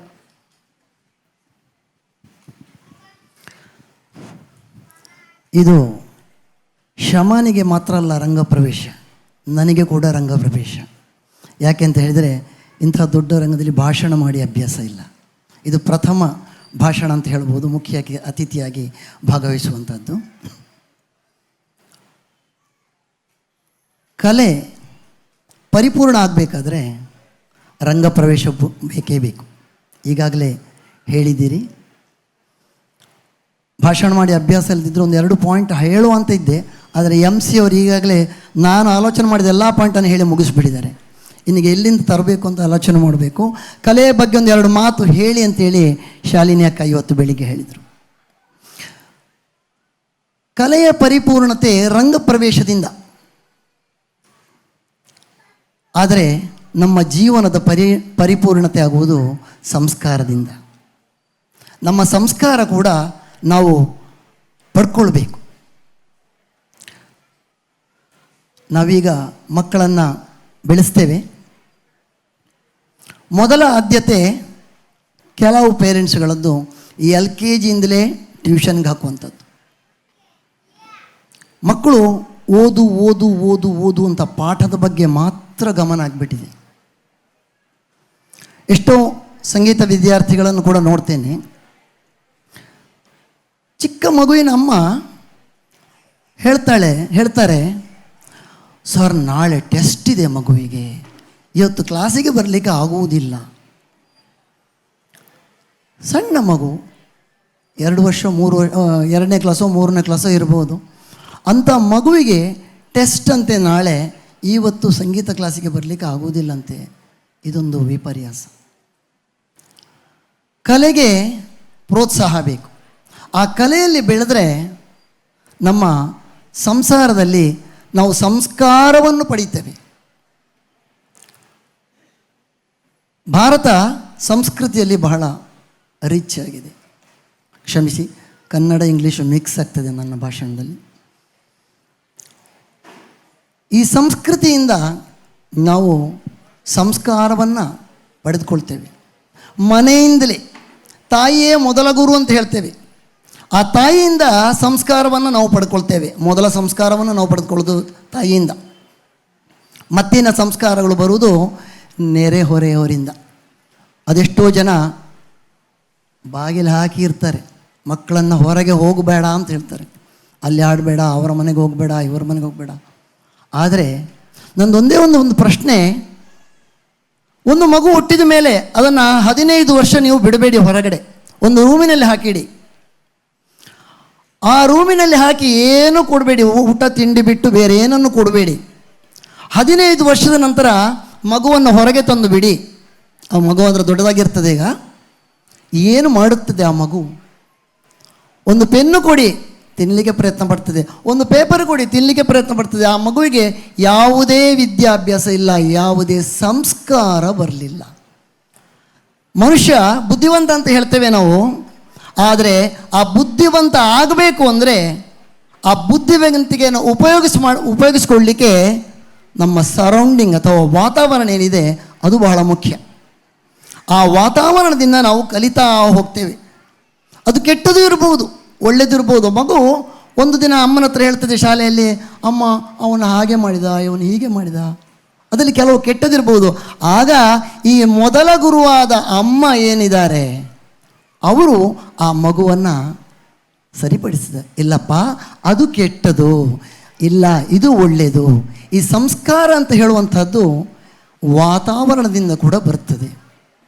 ಹಾಗಾದರೆ ಈ ಕಲೆಯಿಂದ ಕಲೆ ಕೂಡ ಒಂದು ಸಮಾಜವನ್ನು ಸೇರಿಸುವಂತಹ ಒಂದು ಮಾಧ್ಯಮ. ಸಂಗೀತ ಇರ್ಬೋದು, ನೃತ್ಯ ಇರ್ಬೋದು, ಯಾವುದೇ ಇರ್ಬೋದು. ಅದರಲ್ಲಿ 4 ಜನರೊಂದಿಗೆ ಸೇರ್ತೇವೆ. ನಾನು, ನನ್ನ ಹೆಂಡತಿ, ನನ್ನ ಮಗ. ಅದು ಸಂಸಾರ ಅಲ್ಲ. ಸಂಸಾರ ಅಂದರೆ ನೀವೆಲ್ಲರೂ ಇಲ್ಲಿ ಸೇರುವಂತಹದ್ದು, 10 ಜನರೊಂದಿಗೆ ಬೆರೆಯುವಂಥದ್ದು, ಲೋಕದಲ್ಲಿ ಒಂದು ಸ್ಥಾನಕ್ಕೆ ಏರುವಂಥದ್ದು. ಎಷ್ಟೋ ಸಾರಿ ನಾವು ನೋಡ್ತೇವೆ, ಈಗೆಲ್ಲ ಜೋರು ಅಭ್ಯಾಸ ಆಗಿದೆ, ಇಂಜಿನಿಯರಿಂಗೋ ಯಾವುದೋ ಮಾಡಿ ಪ್ಯಾಕೇಜ್, ಎಷ್ಟು ಪ್ಯಾಕೇಜ್ ಅಂತೇಳಿ ಅಳಿಲಿಕ್ಕೆ ಶುರು ಮಾಡ್ತೇವೆ. ಅದರ ಹಿಂದೆ ಹೋಗ್ತೇವೆ, ದೊಡ್ಡ ಅಮೌಂಟ್ ಬರ್ತದೆ, ತಿಂಗಳಿಗೆ ಲಕ್ಷಗಟ್ಟಲೆ ಬರ್ತದೆ. ಕೊನೆಗೆ ಆ ಬಂದ ದುಡ್ಡನ್ನು ಏನು ಮಾಡೋದು ಅಂತ ಹೇಳೋದೇ ಸಮಸ್ಯೆ. ಅಲ್ಲಿ ಇನ್ವೆಸ್ಟ್ ಮಾಡ್ತಾರೆ, ಇಲ್ಲಿ ಮಾಡೋದು, ಅಲ್ಲಿ ಟ್ಯಾಕ್ಸ್ ಉಳಿಸೋದು, ಇಲ್ಲಿ ಟ್ಯಾಕ್ಸ್ ಉಳಿಸೋದು. ಇದೇ ಜೀವನದಲ್ಲಿ ಶಾಂತಿ ಇಲ್ಲದೆ ಅಶಾಂತಿ ಆಗಿಬಿಡ್ತದೆ ಈ ದುಡ್ಡಿನ ಹಿಂದೆ ಮಾತ್ರ ಹೋದರೆ. ಆದರೆ ಈ ಕಲೆ, ಸಂಗೀತ, ನೃತ್ಯ ಅಂತ ಹೇಳಿದರೆ ಅಲ್ಲಿ ಇಲ್ಲಿ ನೋಡ್ತೇವೆ, ಅಲ್ಲಿ ಕಾರ್ಯಕ್ರಮಕ್ಕೆ ಹೋಗ್ತೇವೆ, 4 ಜನರೊಟ್ಟಿಗೆ ಮಾತಾಡ್ತೇವೆ, ಅವರೊಟ್ಟಿಗೆ ಮಿಕ್ಸ್ ಆಗ್ತೇವೆ, ಬೇರೆ ಬೇರೆ ಕಲಿತೇವೆ, ಏನೇನೋ ಕಲಿತೇವೆ. ಸಮಾಜದಲ್ಲಿ ಎಷ್ಟು ಒಳ್ಳೆಯದು ಕಲಿತೇವೆ. ಆ ಒಂದು ನೃತ್ಯದಿಂದಾಗಲಿ ಡ್ಯಾನ್ಸಿನಿಂದಾಗಲಿ ಕಲಿಯುವಂಥದ್ದು ಅಗಾಧವಿದೆ. ನೃತ್ಯ ಅಂತ ಹೇಳಿದ ಕೂಡಲೇ ಕೈಯನ್ನು ಮೇಲೆ ಕೆಳಗಡೆ ಮಾಡುವುದಲ್ಲ. ಅದೀಗ ಕೆಲವು ಕಡೆ ನೋಡ್ತೇವೆ ನಾವು, ಸೌಂಡ್ ಬಾಕ್ಸನ್ನು ಹಾಕಿ ಡಂಗಡ ಅಂತೇಳಿ ನೋಡ್ತೇವೆ. ಆದರೆ ಕೈಯನ್ನು ಆಡಿಸುವುದು ನೃತ್ಯ ಅಲ್ಲ. ಅದರಲ್ಲಿ ಕಲಿಯುವುದು ಅನೇಕ ಇದೆ. ಭಾವನೆಗಳು ನೃತ್ಯದಲ್ಲಿ ಅಥವಾ ಸಂಗೀತದಲ್ಲಿ ಕೂಡ. ಒಂದು ಸಂಗೀತವನ್ನು ಹೇಳಬೇಕಾದ್ರೆ ನನಗೆ ಕೂಡ ಎಷ್ಟೋ ಬಾರಿ ಕಣ್ಣಂಚಿನಿಂದ ಕಣ್ಣೀರು ಹರಿಯುವುದಿದೆ. ಆ ಭಾವುಕನಾಗಿ ಹೇಳಬೇಕು ಅಂದರೆ ಅದರಲ್ಲಿ ನಾವು ವಿಲೀನಗೊಳ್ಬೇಕು, ಆ ಕಲೆಯಲ್ಲಿ ನಾವು ನಮ್ಮನ್ನು ಸೇರಿಸ್ಕೊಳ್ಬೇಕು. ಆ ಕಲೆಯಲ್ಲಿ ಸೇರಿಸಿಕೊಂಡು ಸಂಪೂರ್ಣವಾಗಿ ಅದರಲ್ಲಿ ಆ ಕಲೆಯಲ್ಲಿ ಇದ್ದುಕೊಂಡು ನಮ್ಮ ಪ್ರಸ್ತುತಿಯನ್ನು ಪಡಿಸಿದರೆ ಅದು ಪರಿಪೂರ್ಣತೆ ಆ ಕಲೆಯಲ್ಲಿ ಆಗ್ತದೆ. ಸ್ಟೇಜ್ ಪ್ರೋಗ್ರಾಮ್ ಏನು ಕೊಡ್ತೇವೆ ಅದರಲ್ಲಿ ನಾವು ಪರಿಪೂರ್ಣತೆ ಆದಮೇಲೆ ಕೊಡ್ತೇವೆ. ಏನೋ ಒಂದೊಂದು ಸಾರಿ ನಾವು ಬೇಗ ಬೇಗ ಮಕ್ಕಳನ್ನು ಕಳಿಸ್ತೇವೆ, ಅದು ಬೇರೆ ವಿಚಾರ. ಆದರೆ ಇಂಥ ಒಂದು ರಂಗ ಪ್ರವೇಶ ಏನು ಹೇಳ್ತೇವೆ, ಅರಂಗೇಟ್ರಮ್ ಏನು ಹೇಳ್ತೇವೆ, ಅಥವಾ ಕಚೇರಿ, ಸಂಗೀತ ಕಚೇರಿಯಲ್ಲಿ ಕೂರಿಸಿ ನಾವು ಕೊಡ್ತೇವೆ, ಅದರಲ್ಲಿ ಪರಿಪೂರ್ಣತೆ ಇದೆ. ಹಾಗೆಯೇ ನಾನು ಈಗಾಗಲೇ ಹೇಳಿದಾಗೆ ಸಂಸ್ಕಾರವನ್ನು ನಾವು ಕಲೆಯಿಂದ ಪಡೆದುಕೊಳ್ಳಬೇಕು. ಆ ಪಡೆದುಕೊಂಡಾಗ ಆ ನಮ್ಮಲ್ಲಿ ಪರಿಪೂರ್ಣತೆ ಬರ್ತದೆ ಜೀವನದಲ್ಲಿ. ಅದು ಇಲ್ಲದಿದ್ದರೆ ಜೀವನ ನಶ್ವರ, ಏನಿಲ್ಲ. ನಾವೊಂದು ಮಾಡಿದ್ದು ಶಾಶ್ವತವಾಗಬೇಕು. 4 ಜನರು ಮುಂದೆ ಕೂಡ ನಮ್ಮನ್ನು ರೆಕಗ್ನೈಸ್ ಮಾಡಬೇಕು, ಹೇಳಬೇಕು, ಅದು ಶಾಶ್ವತವಾಗಿ ಉಳಿತದೆ. ಇಲ್ಲದಿದ್ದರೆ ಒಂದು ಗಂಟು ಮೂಟೆ ಕಟ್ಟಿಕೊಂಡು ಅದನ್ನು ಇಟ್ಟರೆ ಅದು ಗಂಟು ಮೂಟೆ ಹಾಗೇ ಇರ್ತದೆ, ನಾವು ಮಾತ್ರ ಮೇಲೆ ಹೋಗ್ತಾ ಇರೋವೆ, ನಮ್ಮ ಹೆಸರು ಹಾಗೇ ಇರ್ತದೆ, ಲಾಕ್ ಆಗಿರ್ತದೆ ಲಾಕರ್ನಲ್ಲಿ. ಅದೇ ನಾವು ಸಮಾಜದ ಸೇವೆಯನ್ನು ಮಾಡೋದು. ಕಲೆಯಲ್ಲಿ ನಾವು ಏನು ಮಾಡ್ತೇವೆ ಅಂದರೆ ಸಾಮಾಜಿಕ ಸೇವೆಯನ್ನು ಮಾಡ್ತೇವೆ. ಈ ಸಾಮಾಜಿಕ ಸೇವೆಯಿಂದ ನಮ್ಮ ಈ ಕಲೆಯ ಮೂಲಕ ಮಾಡುವಂಥ ಈ ಸೇವೆಯಿಂದ ನಮ್ಮದು ಶಾಶ್ವತವಾಗಿ ನಿಲ್ತದೆ. ಇಳಿ ವಯಸ್ಸಿನಲ್ಲಿ ಒಂದು ಸಂತೋಷ, ಒಂದು ಮುದವನ್ನು ಕೊಡ್ತದೆ. ಹಾಗಾಗಿ ಕಲೆಯನ್ನು ಪೇರೆಂಟ್ಸ್ಗಳಿಗೆ ಮುಖ್ಯವಾಗಿ ದಯವಿಟ್ಟು ಆದಷ್ಟು ಸಂಖ್ಯೆಯಲ್ಲಿ ಕಳಿಸಿ. ಕಲೆಗೆ ಬರುವಂಥ ಜನ ಕಡಿಮೆ ಆಗ್ತಾ ಇದೆ, ಮಕ್ಕಳ ಸಂಖ್ಯೆ ಕಡಿಮೆ ಆಗ್ತಾ ಇದೆ. ಅದರಲ್ಲೂ ಹುಡುಗರಿಗೆ ನಾನು ಕೇಳುವ ಒಂದೇ ಒಂದು ಪ್ರಶ್ನೆ, ಪೇರೆಂಟ್ಸ್ಗಳೇ, ನಿಮ್ಮ ಹುಡುಗರಿಗೆ ಸಂಸ್ಕಾರ ಬೇಡವೇ? ನಿಮ್ಮ ಹುಡುಗರಿಗೆ ಹಾಗಾದರೆ IPL ಮಾತ್ರ ಸಾಕೆ, ಅದರಲ್ಲಿ ಏನು ಸಂಸ್ಕಾರ ಬರ್ತದೆ? ಯಾಕೆ ಹುಡುಗರಿಲ್ಲ? ಇವತ್ತು ಉಳ್ಳಾಲ ಮೋಹನ್ ಕುಮಾರ್ ಅವರು ದಿಗ್ಗಜರು, ಅದೆಷ್ಟೋ ವಿದ್ಯಾರ್ಥಿಗಳಿಗೆ ಡ್ಯಾನ್ಸನ್ನು ಹೇಳಿಕೊಟ್ಟವರು. ಅವರೇನಾದರೂ ಸಂಗೀತ ನೃತ್ಯವನ್ನು ಕಲಿಯದೇ ಇದ್ದಿದ್ದರೆ, ಅಥವಾ ಅವರಂತೆ ಅನೇಕ ವಿದ್ವಾಂಸರು ಇಲ್ಲಿದ್ದಾರೆ, ಡ್ಯಾನ್ಸ್ ವಿದ್ವಾಂಸರಾಗಲಿ ಸಂಗೀತ ವಿದ್ವಾಂಸರಾಗಲಿ, ಕಲಿಯದಿದ್ದರೆ ಅಂತ ಹೇಳುವಂಥದ್ದು ಪ್ರಶ್ನೆ. ಒಂದು ಕಾಲದಲ್ಲಿ ಸಂಗೀತದಲ್ಲಿ ಹೆಚ್ಚು ಕಲಿಯುತ್ತಿದ್ದದ್ದು ಗಂಡಸರು. ಹಿಂದಿನ ಸುಬ್ಬಲಕ್ಷ್ಮಿ ಆ ಟೈಮಲ್ಲಿ ನಾವು ನೋಡಿದರೆ ಜಾಸ್ತಿ ಇದ್ದದ್ದು ಸಂಗೀತದಲ್ಲಿ ಜೆಂಟ್ಸ್ಗಳೇ ಜಾಸ್ತಿ, ಗಂಡಸರೇ ಜಾಸ್ತಿ.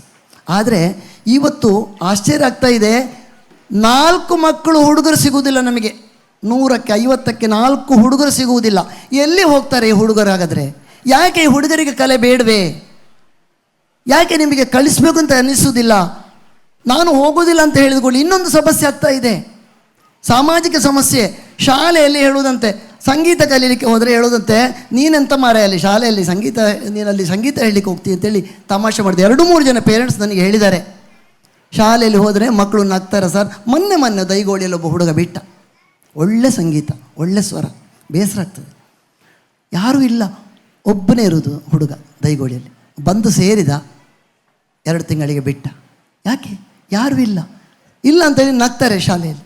ಆದ್ದರಿಂದ ಎಲ್ಲ ಪೇರೆಂಟ್ಸ್ಗಳಿಗೂ ಕಲೆಯಲ್ಲಿ, ಸಂಗೀತದಲ್ಲೇ ಆಗಲಿ ನೃತ್ಯವಲ್ಲೇ ಆಗಲಿ 10ನೇ ಕ್ಲಾಸ್ವರೆಗೆ ದಯವಿಟ್ಟು ಮಾರ್ಕ್ಸ್ ಬಗ್ಗೆ ಆಲೋಚನೆ ಮಾಡಬೇಡಿ, ಅದು ಬರ್ತದೆ. ಈಗಾಗಲೇ ಹೇಳಿದಾಗೆ ಗುರುಗಳು ಕೂಡ ಹೇಳಿದ್ದಾರೆ, ಅದು ನಮ್ಮನ್ನು ಅರಸಿಕೊಂಡು ಬರ್ತದೆ. ವಿನಯತೆ ಮುಖ್ಯ. ನಾವು ಮಾಡುವಂಥ ಆ ವಿನಯತೆ ಇಂಥದ್ದಿದ್ದರೆ ತನ್ನಿಂತಾನೇ ಮಾರ್ಕ್ಸು ಬರ್ತದೆ, ನಾವು ಒಳ್ಳೆ ಪೊಸಿಷನ್ಗೆ ಹೋಗ್ತೇವೆ. ನಾನು ಕಲಿತದ್ದು ಹಳ್ಳಿಯಲ್ಲಿ, ಸರಿಯಾದ ಹಳ್ಳಿ. ಯಾವುದೇ ಸ್ಕೂಲಿಗೆ ಹೋಗಬೇಕಾದ್ರೆ 8 ಕಿಲೋಮೀಟರ್ ನಡಿಬೇಕಾಗಿತ್ತು. ನಾವು ಕಲೀಲಿಲ್ವಾ? ನಾವು ಇಂಜಿನಿಯರಿಂಗ್ ಮಾಡಲಿಲ್ವಾ? ನಾವು ಡಾಕ್ಟರೇಟ್ ಮಾಡಲಿಲ್ವಾ? ನಾವು ಸಂಗೀತ ಕಲೀಲಿಲ್ವಾ?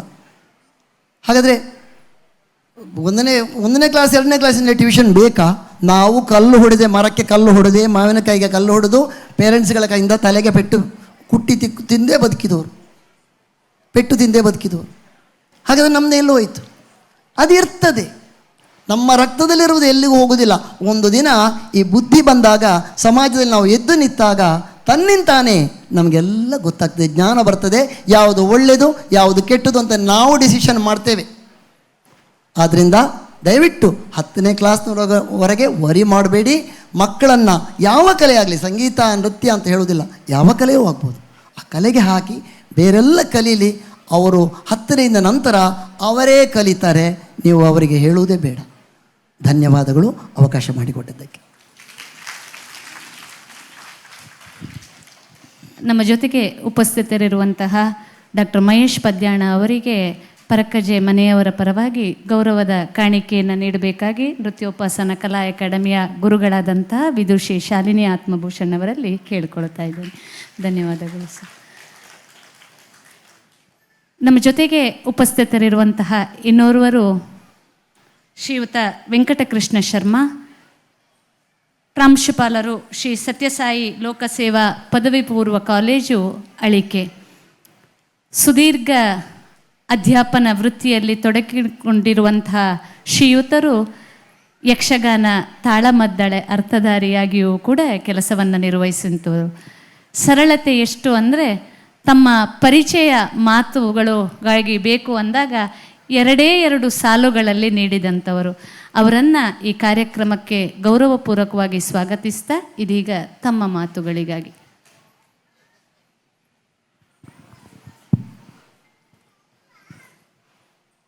ಎಲ್ಲ ಕಲಾಸಕ್ತರಿಗೂ ನಮಸ್ಕರಿಸ್ತೇನೆ. ಭಾರತದಲ್ಲಿ ವಾಸ ಮಾಡುವವರು ಭಾರತೀಯರು ಅಂತ ನಾವೆಲ್ಲ ತಿಳ್ಕೊಂಡದ್ದು ಹಾಗೆ. ಆದರೆ ನಿಜವಾಗಿ ಭಾರತರಾದರೆ ಮಾತ್ರ ಭಾರತೀಯರಾಗುವುದಕ್ಕೆ ಸಾಧ್ಯ. ಹಾಗಾದರೆ ಭಾರತ ಅಂದರೆ ಏನು? ಭಾಸ್ಕರ, ಬೆಳಕನ್ನು ಉಂಟು ಮಾಡುವ ಭಾಸ್ಕರ. ಹಾಗೆಯೇ ಬೆಳಕಿನ ಜೊತೆ ಕ್ರೀಡಿಸುವವನು ಭಾರತ. ಅಂದರೆ ಯಾರು ಜ್ಞಾನಿಯಾಗಿರ್ತಾನೋ ಅವನು ಮಾತ್ರ ನಿಜ ಭಾರತೀಯ. ಹಾಗಾಗಿ ಹೆಮ್ಮೆಯಿಂದ ಎದೆ ತಟ್ಟಿಕೊಂಡು ನಾನು ಭಾರತೀಯ ಅಂತ ಹೇಳಿದರೆ ಸಾಕಾಗೋದಿಲ್ಲ. ಹಾಗಾದರೆ ನಿಜವಾದ ಭಾರತೀಯನಾಗುವುದಕ್ಕೆ ಪೂರಕವಾಗಿರುವಂಥದ್ದು ಈ ಕಲೆಗಳು. ಭರತನಾಟ್ಯ ಇರಲಿ, ಯಕ್ಷಗಾನ ಇರಲಿ, ಮೋಹಿನಿಯಾಟ್ಟಂ ಇರಲಿ, ಪ್ರಾಚೀನವಾದಂತಹ ಇಷ್ಟೂ ಕಲೆಗಳು ನಿಜವಾದ ಭಾರತೀಯನಾಗುವುದಕ್ಕೆ ಒಬ್ಬನನ್ನು ತಯಾರುಗೊಳಿಸ್ತದೆ. ಅದಕ್ಕೆ ಉದಾಹರಣೆಯಾಗಿ ಈ ಎಲ್ಲ ಭರತನಾಟ್ಯ ಕಲಾವಿದರಿರ್ಬೋದು ಅಥವಾ ಯಕ್ಷಗಾನ ಕಲಾವಿದರು ನೋಡಿದರೂ ಗೊತ್ತಾಗುತ್ತದೆ. ಅಂತಹ ಕಲಾವಿದರಲ್ಲಿ ವಿಶೇಷವಾದಂತಹ ಒಂದು ತೇಜಸ್ಸು, ಓಜಸ್ಸು 10 ಮಂದಿಯ ಮಧ್ಯೆ ಇದ್ದರೆ ಎದ್ದು ಕಾಣುವಂತಹ ವ್ಯಕ್ತಿತ್ವ ಬರೀ ದೇಹ ಸೌಂದರ್ಯ ಅಂತ ಅಲ್ಲ, ಒಂದು ರೀತಿಯ ವಿಶೇಷವಾದಂತಹ ತೇಜಸ್ಸು, ಓಜಸ್ಸು ಅವರಲ್ಲಿ ಇರುತ್ತದೆ. ಅದಕ್ಕೆ ಪ್ರಾಜ್ಞನಾದ ಸಂಗೀತ ಕ್ಷೇತ್ರದಲ್ಲಿ ವಿಶೇಷ ಪರಿಣತಿ ಹೊಂದಿದ ಒಬ್ಬ ಭಾರತೀಯನಲ್ಲಿ ಯಾರೋ ಒಬ್ಬರು ವಿದೇಶಿಯರು ಕೇಳಿದ್ರಂತೆ, ಸ್ವಾಮಿ, ಸಂಗೀತ ಹಲವು ವಿಧ ಇದೆ, ಈ ಭಾರತೀಯ ಸಂಗೀತಕ್ಕೂ ಪಾಶ್ಚಾತ್ಯ ಸಂಗೀತಕ್ಕೂ ಏನು ವ್ಯತ್ಯಾಸ ಅಂತ ಕೇಳಿದಾಗ ಒಂದೇ ಮಾತಿನಲ್ಲಿ ಅವರು ಉತ್ತರ ಹೇಳಿದ್ರಂತೆ, ತಲೆಗೂ ಕಾಲಿಗೂ ಇರುವಷ್ಟೇ ವ್ಯತ್ಯಾಸ ಅಂತ. ಪಾಶ್ಚಾತ್ಯ ಸಂಗೀತ ಕೇಳಿದಾಗ ಕಾಲು ಕುಣಿಯುತ್ತದೆ, ಭಾರತೀಯ ಸಂಗೀತ ಕೇಳಿದಾಗ ತಲೆ ದೂಗುತ್ತದೆ. ಯಾಕೆಂದರೆ ಹೃದಯಕ್ಕೆ ಮುಟ್ಟುತ್ತದೆ, ಹೃದಯಕ್ಕೆ ತಟ್ಟುತ್ತದೆ. ಅಂತಹ ಭಾರತೀಯ ಸಂಗೀತವನ್ನೇ ಮೂಲ ಆಶಯವನ್ನಾಗಿ ಹೊಂದಿದ ಈ ಭರತನಾಟ್ಯ ಕಲೆಯು ಕೂಡ ವ್ಯಕ್ತಿಯನ್ನು ಪರಿಪೂರ್ಣನಾಗಿಸಿ ನಿಜ ಭಾರತೀಯನ್ನಾಗಿಸುವುದಕ್ಕೆ ಸಹಕಾರ್ಯ ಮಾಡುತ್ತದೆ. ಇಂದು ಭರತನಾಟ್ಯ ಪ್ರದರ್ಶನ ಮಾಡಿದಂತಹ ಶಮಾ ಎಸ್ ಪಿ ಇವಳು ಕೂಡ ನಮ್ಮ ಕಾಲೇಜಿನ ವಿದ್ಯಾರ್ಥಿನಿ ಅಂತ ಹೇಳುವುದಕ್ಕೆ ಬಹಳ ಹೆಮ್ಮೆ ಆಗುತ್ತದೆ. ಅವಳದ್ದು ಅಷ್ಟೇ, ಈಗಾಗಲೇ ಬಂದು 1 ತಿಂಗಳಾಯಿತೋ ಅಷ್ಟೇ ಕಾಲೇಜಿಗೆ. ಎದ್ದು ಕಾಣುವಂತಹ ವ್ಯಕ್ತಿತ್ವ, ಎಲ್ಲದರಲ್ಲೂ ಮುಂದು. ನಾನು ಗ್ರಹಿಸಿದ್ದೆ, ಬಹುಶಃ ಇವರು ಯಕ್ಷಗಾನ ಇದ್ದ ಕಾರಣ, ಇದು ನೃತ್ಯ ಇದ್ದ ಕಾರಣ ಕಲಿಯುವುದರಲ್ಲಿ ಹಿಂದೆ ಇರಬಹುದು ಅಂತ. ಫಸ್ಟ್ ರ್ಯಾಂಕಲ್ಲಿದ್ದಾಳೆ ಈಗಾಗಲೇ. ಹಾಗಾಗಿ ಇಂತಹ ಕಲಾವಿದೆ ನಮ್ಮ ಹೆತ್ತವರಿಗೆ, ಗುರುಗಳಿಗೆ, ನಾಡಿಗೆ ಎಲ್ಲರಿಗೂ ಕೀರ್ತಿಯನ್ನು ತರಲಿ, ಅವಳ ಭವಿಷ್ಯ ಉಜ್ವಲವಾಗಲಿ, ನಿಜ ಭಾರತೀಯಳಾಗಲಿ ಅಂತೇಳಿ ಹಾರೈಸ್ತಾ ನನ್ನ ಮಾತುಗಳನ್ನು ಮುಗಿಸ್ತೇನೆ. ಎಲ್ಲರಿಗೂ ವಂದನೆಗಳು, ಧನ್ಯವಾದಗಳು. ಧನ್ಯವಾದಗಳು ಸರ್. ಇದೀಗ ಒಂದು ಗೌರವದ ಕಿರುಕಾಣಿಕೆಯನ್ನು ತಾವು ಸ್ವೀಕರಿಸಬೇಕು ಅಂತ ಹೇಳ್ತಾ ಧನ್ಯವಾದಗಳೊಂದಿಗೆ ನಮ್ಮ ಜೊತೆಗೆ ಉಪಸ್ಥಿತರಿರುವಂಥವರು ಪುತ್ತೂರಿನ ಯಾವುದೇ ಕಾರ್ಯಕ್ರಮವಿರಲಿ ಅದಕ್ಕೆ ಸದಾ ಎಲ್ಲ ರೀತಿಯಲ್ಲಿ ಪ್ರೋತ್ಸಾಹವನ್ನು ಕೊಡುವವರು ಮಹತೋಬಾರ ಶ್ರೀ ಮಹಾಲಿಂಗೇಶ್ವರ ದೇವಸ್ಥಾನದ ವ್ಯವಸ್ಥಾಪನಾ ಮಂಡಳಿಯ ಅಧ್ಯಕ್ಷರಾಗಿರುವಂತಹ ಶ್ರೀಯುತ ಪಂಜಿಗುಡ್ಡೆ ಈಶ್ವರ ಭಟ್ ಇವರನ್ನು ಗೌರವಪೂರ್ವಕವಾಗಿ ಈ ಕಾರ್ಯಕ್ರಮಕ್ಕೆ ಸ್ವಾಗತಿಸ್ತಾ ತಾವು ಶುಭವನ್ನು ಹಾರೈಸಬೇಕು ಅಂತ ಕೇಳಿಕೊಳ್ತಾ ಇದ್ದೇವೆ. ಇತಿಹಾಸ ಪ್ರಸಿದ್ಧ ಮಹತೋಬಾರ ಮಹಾಲಿಂಗೇಶ್ವರ ದೇವರಿಗೆ ಸಾಷ್ಟಾಂಗ ನಮಸ್ಕರಿಸುತ್ತಾ ಸೇರಿದ ಎಲ್ಲ ಬಂಧು ಮಿತ್ರರಿಗೆ ನಮನಗಳನ್ನು ಸಲ್ಲಿಸುತ್ತಾ ಈ ಕಾರ್ಯಕ್ರಮದಲ್ಲಿ ಸೇರಿರುವ ಎಲ್ಲ ಬಂಧು ಮಿತ್ರರುಗಳೇ, ಪತ್ರಿಕಾ ಮಾಧ್ಯಮದವರೇ, ಬಂಧುಗಳೇ, ಇವತ್ತು ನನ್ನನ್ನು ಮಹಾಲಿಂಗೇಶ್ವರ ದೇವರ ಪ್ರತಿನಿಧಿಯಾಗಿ ಇಲ್ಲಿಗೆ ನನ್ನನ್ನು ಕರೆಯಿಸಿದ್ದಾರೆ ವಿನಃ ನನಗೆ ಸಂಗೀತದ ಬಗ್ಗೆ ಈ ಭರತನಾಟ್ಯದ ಬಗ್ಗೆ ಎಲ್ಲ ಏನೂ ಗೊತ್ತಿಲ್ಲ. ಇಲ್ಲಿ ವಿದ್ವಾಂಸರೆಲ್ಲರೂ ಮಾತಾಡಿದರು, ಆದರೆ ನನಗೆ ಏನು ಇದರ ಬಗ್ಗೆ ಗೊತ್ತಿಲ್ಲ. ಆದರೆ ನಿಮ್ಮ ಹತ್ರ ಒಂದು ಮಾತು ಹೇಳಿದ್ದೇನೆ, ಇದು ನಮ್ಮ ಕಲೆ, ಇದನ್ನು ಉಳಿಸಿ ಬೆಳೆಸಲಿಕ್ಕೆ ನಮ್ಮ ಸಂಪೂರ್ಣ ಬೆಂಬಲವನ್ನು ನಮ್ಮ ವ್ಯವಸ್ಥಾಪನಾ ಸಮಿತಿಯು ಖಂಡಿತವಾಗಿಯೂ ಮಾಡ್ತದೆ. ಸಂಪೂರ್ಣ ಬೆಂಬಲ ಅಂತ ಹೇಳಿದರೆ ಹೇಗೆ ನೋಡಿ, ಮೊನ್ನೆ ನಮ್ಮ ಶಾಲಿನಿ ಆತ್ಮೀಯ ಭೂಷ್ಮನವರು ನನ್ನ ಹತ್ರ ಹೇಳಿದರು, ಹೀಗೆ ಒಂದು ಕಾರ್ಯಕ್ರಮ ಉಂಟು, ಇದಕ್ಕೆ ಒಂದು ಬ್ಯಾನರ್ ಹಾಕ್ತೇವೆ ಅಂತೇಳಿ. ವಿಷಯ ಸಣ್ಣದು, ಆದರೆ ಅದನ್ನು ಒಂದು ಅಚ್ಚುಕಟ್ಟಾಗಿ ವ್ಯವಸ್ಥಿತ ರೂಪದಲ್ಲಿ ಮಾಡಲು ನಾವು ಅವರಿಗೆ ಸಹಕಾರ ಮಾಡಿದೆವು. ಅದಲ್ಲದೆ ಮೊನ್ನೆ ಅವರು ನನ್ನ ಹತ್ರ ಬಂದು ಹೇಳಿದರು, ನಮ್ಮ ಶಾಲೆಯಲ್ಲಿ ಸಾರಣೆಲ್ಲ ಆಗ್ತದೆ, ನಿಮ್ಮ ನಟರಾಜ ವೇದಿಕೆಯನ್ನೊಮ್ಮೆ ಇಲ್ಲಿ ನಮಗೆ 15 ದಿವಸ ಮಟ್ಟಿಗೆ ಕೊಡಬೇಕಂತ ಹೇಳಿದರು. ನನಗೆ ಬಹಳ ಖುಷಿಯಾಯಿತು. ನಾನು ಹೇಳಿದೆ, ಶಿವನಿಗೂ ಭರತನಾಟ್ಯ ಅಂದರೆ ಪ್ರೀತಿ, ಸಂತೋಷದಿಂದ ಇಲ್ಲಿ ಮಾಡಿ ಅಂತ ಹೇಳಿದೆ. ಒಂದು 40-50 ಮಕ್ಕಳು ಬಂದು 4 ಗಂಟೆಯಿಂದ 6-7 ಗಂಟೆವರೆಗೆ ಬಹಳ ಶಿಸ್ತುಬದ್ಧವಾಗಿ ಅಚ್ಚುಕಟ್ಟಾಗಿ ಬಂದು ಅಲ್ಲಿ ಭರತನಾಟ್ಯ ಪ್ರಾಕ್ಟೀಸ್ ಮಾಡಿ ಹೋದರು. ನನಗೆ ಬಹಳ ಸಂತೋಷವಾಯಿತು. ಇವತ್ತು ಹಾಗೆ ನಾವು ಎಲ್ಲ ವಿಷಯದಲ್ಲಿ ಪ್ರೋತ್ಸಾಹ ಕೊಡಬೇಕು. ಅವರನ್ನು ಬಂದು ನನ್ನ ಹತ್ರ ಹೇಳಿದರು, ನನಗೆ ಬಹಳ ವ್ಯವಸ್ಥೆ ನೀವು ಮಾಡಿದ್ದೀರಿ, ಬಹಳ ಒಳ್ಳೆಯದಾಗಿ ಅನ್ನ ಪ್ರಸಾದ ಎಲ್ಲ ಮಹಾಲಿಂಗೇಶ್ವರ ದೇವರ ಸನ್ನಿಧಿಯಲ್ಲಿ ನಡೀತದೆ, ನಾನು 1 ಕ್ವಿಂಟಲ್ ಅಕ್ಕಿ ಕೊಡ್ತೇನೆ ಅಂತೇಳಿ ಅಕ್ಕಿ ಕೊಟ್ಟರು. ಇಂಥ ಬಾಂಧವ್ಯ ನಮ್ಮಲ್ಲಿ ಬೆಳೆದರೆ, ನಮ್ಮವರಂಥ ಭಾವನೆ ನಮ್ಮಲ್ಲಿ ಮೂಡಿದಾಗ ಮಾತ್ರ ಇವತ್ತು ನಮ್ಮ ಮಕ್ಕಳು ಯಾರು ಇಲ್ಲಿ ಭರತನಾಟ್ಯ ಕಲಿಯುವುದಿಲ್ಲ, ಆದರೆ ಅವರೆಲ್ಲ ನಮ್ಮವರಂಥ ಭಾವನೆ ನಮ್ಮಲ್ಲಿ ಮೂಡಿದರೆ ದೇವಸ್ಥಾನವೂ ಅಭಿವೃದ್ಧಿ ಆಗ್ತದೆ, ಇಡೀ ಸಮಾಜವೇ ಅಭಿವೃದ್ಧಿ ಆಗ್ತದೆ ಅಂತೇಳಿ ನಾನು ಹೇಳ್ತೇನೆ. ಹಾಗೆ ನಾವು ಇದಕ್ಕೆ ಪ್ರೋತ್ಸಾಹ ಕೊಡಬೇಕು. ಇವತ್ತು ಶಾಲಿನಿ ಮೇಡಮ್ನವರು ನೋಡಿ 500ಕ್ಕಿಂತ ಹೆಚ್ಚು ವಿದ್ಯಾರ್ಥಿಗಳಿಗೆ ಇವತ್ತು ಭರತನಾಟ್ಯ ಕಲಿಸುತ್ತಿದ್ದಾರೆ. ಬಹಳ ಸಂತೋಷ ವಿಷಯ. ನನಗೆ ಗೊತ್ತಿಲ್ಲದಿದ್ದರೂ ನಾನು ಇದಕ್ಕೆ ಖಂಡಿತವಾಗಿ ಪ್ರೋತ್ಸಾಹ ಕೊಡ್ತೇನೆ. ಮುಂದಿನ ದಿವಸದಲ್ಲಿ ಮಹಾಲಿಂಗೇಶ್ವರ ದೇವಸ್ಥಾನ ಅಧ್ಯಕ್ಷರ ಇದರಲ್ಲಿ ನಾವು ವ್ಯವಸ್ಥಾಪನಾ ಸಮಿತಿ ಇವತ್ತು ಒಂದು 15 ಕೋಟಿ ರೂಪಾಯಿ ವೆಚ್ಚದಲ್ಲಿ ಎಲ್ಲ ಭಕ್ತಾದಿಗಳ ಸಹಕಾರದಿಂದ ಒಂದು ಸಭಾಭವನವನ್ನು ಮಾಡ್ತಾ ಇದ್ದೇವೆ. ಮೊನ್ನೆ ನಾವು ಇದು ಈಗ ಸಭಾಭವನ ಈಗ ಕಟ್ಟಲಿಕ್ಕೆಲ್ಲ ಅದಕ್ಕೆ ಇಂಜಿನಿಯರ್ ಎಲ್ಲ ಹೋಗ್ತಾರೆ, ಆದರೆ ಈ ವೇದಿಕೆಯನ್ನು ಇವತ್ತು ಅದರ ಬಗ್ಗೆ ಮಾಹಿತಿ ಇರುವುದು ಇಂಥ ಕಲಾವಿದರಿಗೆ ಮಾತ್ರ.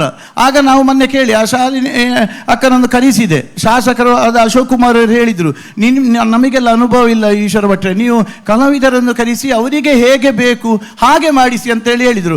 ಎಲ್ಲ ಕಲಾವಿದರನ್ನು ನಾವು ಕರೆಸಿ ಅವರ ಮಾಹಿತಿಯನ್ನು ಪಡೆದು ಇವತ್ತು ರಾಜ್ಯವೇ ಮೆಚ್ಚುವಂತ ನಾಳ್ತೊಂದು ನಾವು ವೇದಿಕೆಯನ್ನು ಮಾಡುತ್ತೇವೆ. ಈ ಹಿಂದೆ ಕೂಡ ನಮ್ಮ ಹಿರಿಯರು ಕೂಡ ಮಾಡಿದ್ದಾರೆ.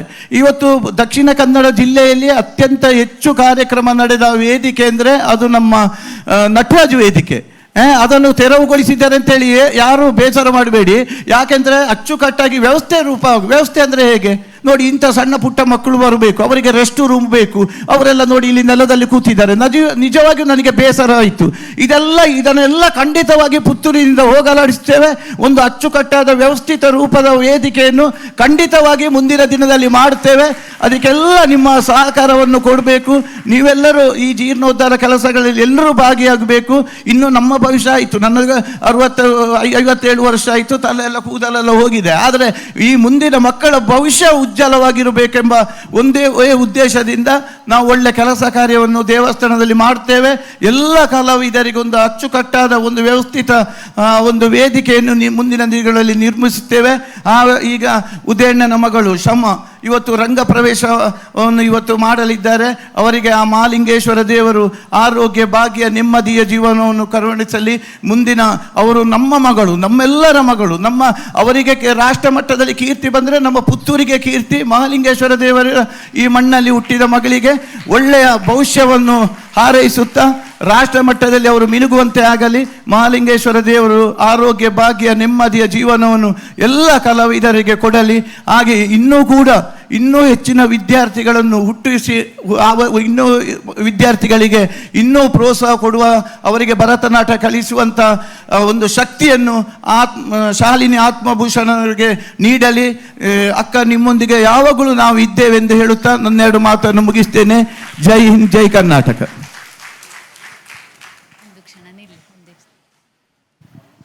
ಕಾರ್ಯಕ್ರಮದಲ್ಲಿ ತಮ್ಮ ಉಪಸ್ಥಿತಿಯನ್ನು ಗೌರವಪೂರ್ವಕವಾಗಿ ನೆನಪಿಸಿಕೊಳ್ಳುತ್ತಾ ಒಂದು ಸ್ಮರಣಿಕೆಯನ್ನು ಮನೆಯವರ ಪರವಾಗಿ ತಾವು ಸ್ವೀಕರಿಸಬೇಕು ಅಂತ ಹೇಳುತ್ತಾ, ನಮ್ಮ ಜೊತೆಗೆ ಕಾರ್ಯಕ್ರಮದಲ್ಲಿ ಉಪಸ್ಥಿತರಿರುವಂಥವರು ವಿದುಷಿ ರಾಜಶ್ರೀ ಮೇಡಮ್ ಉಳ್ಳಾಲ, ವಿದುಷಿ ಶಾಲಿನಿ ಆತ್ಮಭೂಷಣ್ ಅವರ ಗುರುಗಳು ಆಗಿರುವಂತಹ ಅವರ ಉಪಸ್ಥಿತಿಯನ್ನು ಗೌರವಪೂರ್ವಕವಾಗಿ ನೆನಪಿಸಿಕೊಳ್ತಾ ತಾವು ವೇದಿಕೆಗೆ ಬಂದು ಒಂದು ಗೌರವವನ್ನು ಸ್ವೀಕರಿಸಬೇಕು ಅಂತ ಕೇಳಿಕೊಳ್ತಾ ಇದ್ದೇವೆ.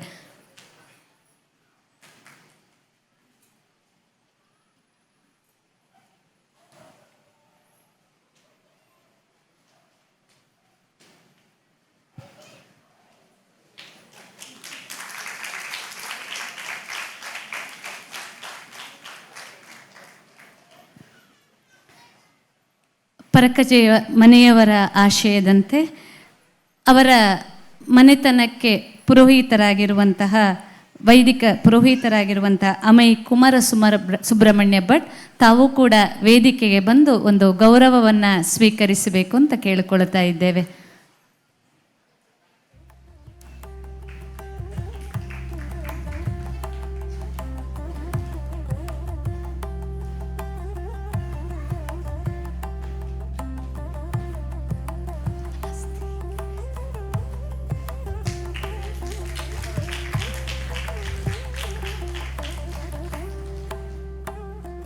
ಬಹುಶಃ ಮೃದಂಗದಲ್ಲಿ ಮಂಗಳೂರಿನ ಇನ್ನೊಂದು ಪ್ರತಿಭೆ ಮಾಸ್ಟರ್ ಸುನಾದ ಕೃಷ್ಣ ಅಮೈ ಅವರ ತಂದೆ ಕುಮಾರ ಸುಬ್ರಹ್ಮಣ್ಯ ಭಟ್. ಹಾಗಾಗಿ ಒಂದು ಪರಿಚಯಕ್ಕೋಸ್ಕರ ನಿಮಗೆ ಅದನ್ನು ಸಂಸ್ಕೃತ ಪ್ರಾಧ್ಯಾಪಕರು ಕೂಡ. ಹಾಗಾಗಿ ಬಹುಶಃ ಶಿಕ್ಷಣ, ಸಾಹಿತ್ಯ, ಕಲೆ, ಸಂಸ್ಕೃತಿ ಎಲ್ಲವೂ ಒಟ್ಟಿಗೆ ಹೋಗ್ತದೆ ಅನ್ನುವುದಕ್ಕೆ ಇದು ಉದಾಹರಣೆ ಅಂತ ಹೇಳ್ತಾ, ಇನ್ನೋರ್ವರು ನಮ್ಮ ಜೊತೆಗೆ ಇರುವಂಥವರು ಅಮೇ ಗಿರೀಶ್ ಭಟ್ ತಾವೂ ಕೂಡ ವೇದಿಕೆಗೆ ಬಂದು ಒಂದು ಗೌರವವನ್ನು ಸ್ವೀಕರಿಸಬೇಕು ಅಂತ ಕೇಳಿಕೊಳ್ತಾ ಇದ್ದೇವೆ.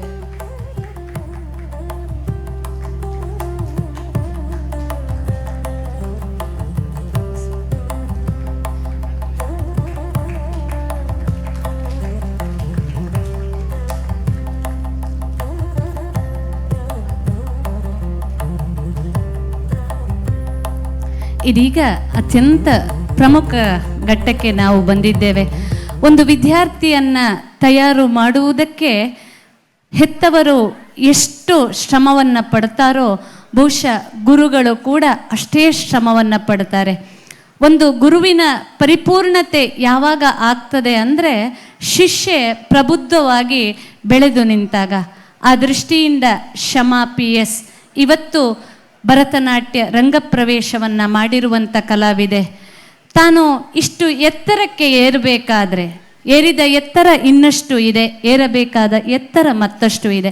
ಆದರೆ ಇಷ್ಟು ಎತ್ತರಕ್ಕೆ ತಾನು ಏರಬೇಕಾದರೆ ಗುರುಗಳಾದಂತಹ ವಿದುಷಿ ಶಾಲಿನಿ ಆತ್ಮಭೂಷಣ್ ಅವರ ಶ್ರಮವೇ ಕಾರಣ ಅನ್ನುವಂಥದ್ದು ಶಮನ ಹಾಗೂ ಅವಳ ಮನೆಯವರ ಅಭಿಮತ. ಹಾಗಾಗಿ ಇದೀಗ ಗುರುವಂದನೆಯನ್ನು ನಡೆಸಿಕೊಡಲಿದ್ದಾರೆ ಗುರುಗಳಾದಂತಹ ವಿದುಷಿ ಶಾಲಿನಿ ಆತ್ಮಭೂಷಣ್ ಇವರಿಗೆ ಶಮ ಹಾಗೂ ಅವಳ ಮನೆಯವರು.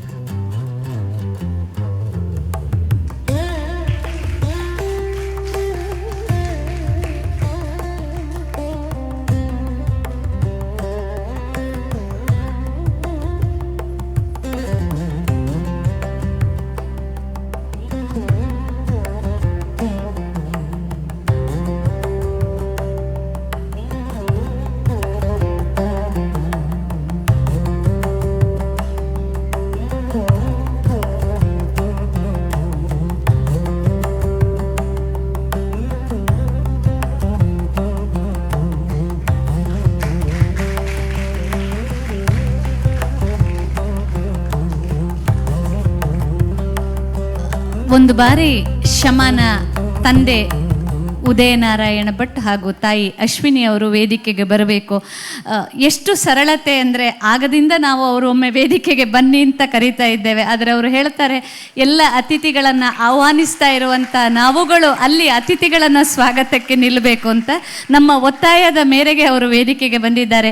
ಅವರ ಮನೆಯವರೆಲ್ಲರ ಪರವಾಗಿ ಶಮನ ಭವಿಷ್ಯ ಉಜ್ವಲವಾಗಲಿ ಅನ್ನುವಂಥ ಹಾರೈಕೆಯೊಂದಿಗೆ ಗುರುಕೃಪೆ ಸದಾ ನಿನಗಿರಲಿ ಅನ್ನುವಂಥ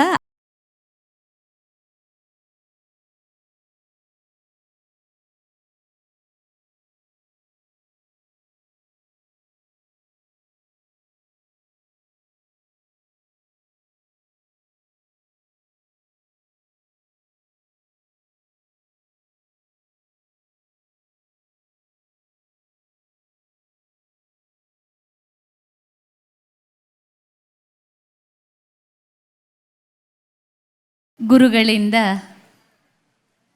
ಆಶೀರ್ವಾದ ಪೂರ್ವಕವಾದಂಥ ಮಾತುಗಳು. ವೇದಿಕೆ ವಿದುಷಿ ಶಾಲಿನಿ ಆತ್ಮಭೂಷಣ್ ಅವರಿಗೆ.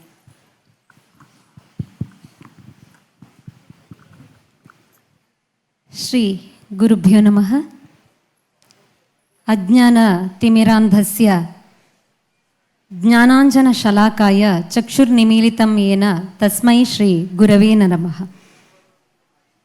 ಎಲ್ಲ ಗುರು ಪರಂಪರೆಗೆ ಶಿರಸ ಪ್ರಣಾಮಗಳನ್ನು ಸಲ್ಲಿಸುತ್ತಾ ಇವತ್ತಿನ ಈ ರಂಗಪ್ರವೇಶದ ಕಾರ್ಯಕ್ರಮದ ಒಳಿತೇನಿದ್ದರೂ ಅದೆಲ್ಲವೂ ಕೂಡ ನನ್ನ ಗುರುಗಳೆಲ್ಲರ ಪದತಳಗಳಿಗೆ ಸಮರ್ಪಿಸುತ್ತಾ, ದೋಷಗಳು ಏನಿದ್ದರೂ ಕೂಡ ಅದು ನನ್ನದೇ ಎನ್ನುವ ವಿನೀತ ಭಾವದೊಂದಿಗೆ ಮಾತನ್ನು ಆರಂಭಿಸ್ತಾ ಇದ್ದೇನೆ. ಇಂದಿನ ಈ ಕಾರ್ಯಕ್ರಮವನ್ನು ನಮ್ಮ ಗುರುಗಳಾದ ಪ್ರತಿ ಸಲ ನಾನು ಗುರುಗಳನ್ನು ಕರೆದಾಗ ಅವರು ಯಾವತ್ತೂ ಕೂಡ ನನಗೆ ಇಲ್ಲ ಅಂತ ಹೇಳಲಿಲ್ಲ. ಇವತ್ತೂ ಕೂಡ ಅವರ ವಯಸ್ಸು 93. ಎಲ್ಲರಿಗೂ ಅವರು ಸ್ಫೂರ್ತಿ. ಸದಾಕಾಲ ನಾನು ನನ್ನ ತರಗತಿಯಲ್ಲಿ ಮಕ್ಕಳಿಗೆ ಹೇಳ್ತಾ ಇರ್ತೇನೆ ಮಾಸ್ಟ್ರ ಬಗ್ಗೆ. ಆ ಮಾಸ್ಟ್ರು ಬಂದು ದೀಪ ಬೆಳಗಿಸಿ ಇವತ್ತು ಕಾರ್ಯಕ್ರಮವನ್ನು ಉದ್ಘಾಟಿಸಿದಂಥದ್ದು ನಮಗೆ ದೊಡ್ಡ ಆಶೀರ್ವಾದ. ಅದೇ ರೀತಿ ಪ್ರೀತಿಯ ಅಮ್ಮು ಅಕ್ಕ, ಸ್ಫೂರ್ತಿಯ ಮೂರ್ತಿ ಅಂತ ಹೇಳೋದು ನಾನು ಅವರನ್ನು ಯಾವಾಗಲೂ ಕೂಡ. ಹಾಗೆ ಅವರು ಕೂಡ ಉಪಸ್ಥಿತರಿದ್ದಾರೆ. ಇನ್ನು ನನಗೆ ಖುಷಿಯ ಸಂಗತಿ ಏನು ಅಂತ ಹೇಳಿದರೆ, ಎಲ್ಲ ನೃತ್ಯ ಗುರುಗಳು, ನನ್ನ ಹೆಸರು ಹೇಳ್ತಾ ಹೋದರೆ ಸುಮಾರು ಜನ ಇದ್ದಾರೆ. ದೂರದ ಸುರತ್ಕಲ್ಲಿಂದ ನಾವ್ಡ ಸರ್ ಬಂದಿದ್ದಾರೆ, ಸುಖದ ಬರ್ವೆ ಅವರಿದ್ದಾರೆ, ವಿದ್ಯಾ ಮನೋಜ್ ಅವರಿದ್ದಾರೆ, ದೀಪಕ್ ಕುಮಾರ್ ಪ್ರೀತಿಕಲಾ ದಂಪತಿಗಳು, ಗಿರೀಶ್ ಅವರು, ಭಾರತಿ ಸುರೇಶ್ ಅವರು, ಪುತ್ತೂರಿನ ಹಿರಿಯ ನೃತ್ಯ ಗುರುಗಳಾದ ನನಗೆ ಯಾವತ್ತೂ ಎಲ್ಲ ರೀತಿಯಲ್ಲೂ ಸಪೋರ್ಟ್ ಮಾಡ್ತಾ ಇರುವಂತಹ ವಿದುಷಿ, ಕರ್ನಾಟಕ ಕಲಾಶ್ರೀ ವಿದುಷಿ ನಯನ ವೀರೈ ಮೇಡಮ್ ಅವರಿದ್ದಾರೆ, ರೋಹಿಣಿ ಉದಯ್ ಅವರಿದ್ದಾರೆ, ಸ್ವಸ್ತಿಕ್ ಅಕ್ಕ ಇದ್ದಾರೆ, ಇನ್ನು ಭಾರತಿ ಸುರೇಶ್, ಪ್ರಣತಿ ಸತೀಶ್, ಇನ್ನು ಕೆಲವರನ್ನು ನನಗೆ ಕಾಣ್ತಾ ಇಲ್ಲ ಇಲ್ಲಿ. ಎಲ್ಲರೂ ಕೂಡ ನೀವು ಬಂದಿದ್ದೀರಿ ಅಷ್ಟು ದೂರದಿಂದ. ಸುದರ್ಶನ್, ನನ್ನ ಮೊದಲನೆಯ ನೃತ್ಯ ಗುರು ಸುಮಾ ಟೀಚರ್ ಅವರ ಸಹೋದರ ಸುದರ್ಶನ್ ಅವರು ಕೂಡ ಉಪಸ್ಥಿತರಿದ್ದಾರೆ, ಕ್ಷಮೆ ಇರಲಿ. ಇವರೆಲ್ಲರ ಉಪಸ್ಥಿತಿ ತುಂಬ ಸಂತೋಷವನ್ನು ಉಂಟು ಮಾಡಿದೆ. ಇದು ಕಲಾವಿದೆಗೆ ಶ್ರೀರಕ್ಷೆ ಅಂತ ನಾನು ಅಂದುಕೊಳ್ತೇನೆ. ಹಾಗೆಯೇ ಇವತ್ತು ಏನೋ ಸ್ವಲ್ಪ ಮಳೆ ಕಮ್ಮಿ ಇದೆ, ಆದರೂ ಇಷ್ಟು ದೊಡ್ಡ ಸಂಖ್ಯೆಯಲ್ಲಿ ಎಲ್ಲರೂ ಬಂದಿರುವುದಕ್ಕೆ ಮೊದಲನೇದಾಗಿ ನಿಮ್ಮೆಲ್ಲರಿಗೂ ನಾನು ಗೌರವಪೂರ್ವಕವಾದ ವಂದನೆಗಳನ್ನು ಹೇಳಲಿಕ್ಕೆ ಇಷ್ಟಪಡ್ತಾ ಇದ್ದೇನೆ.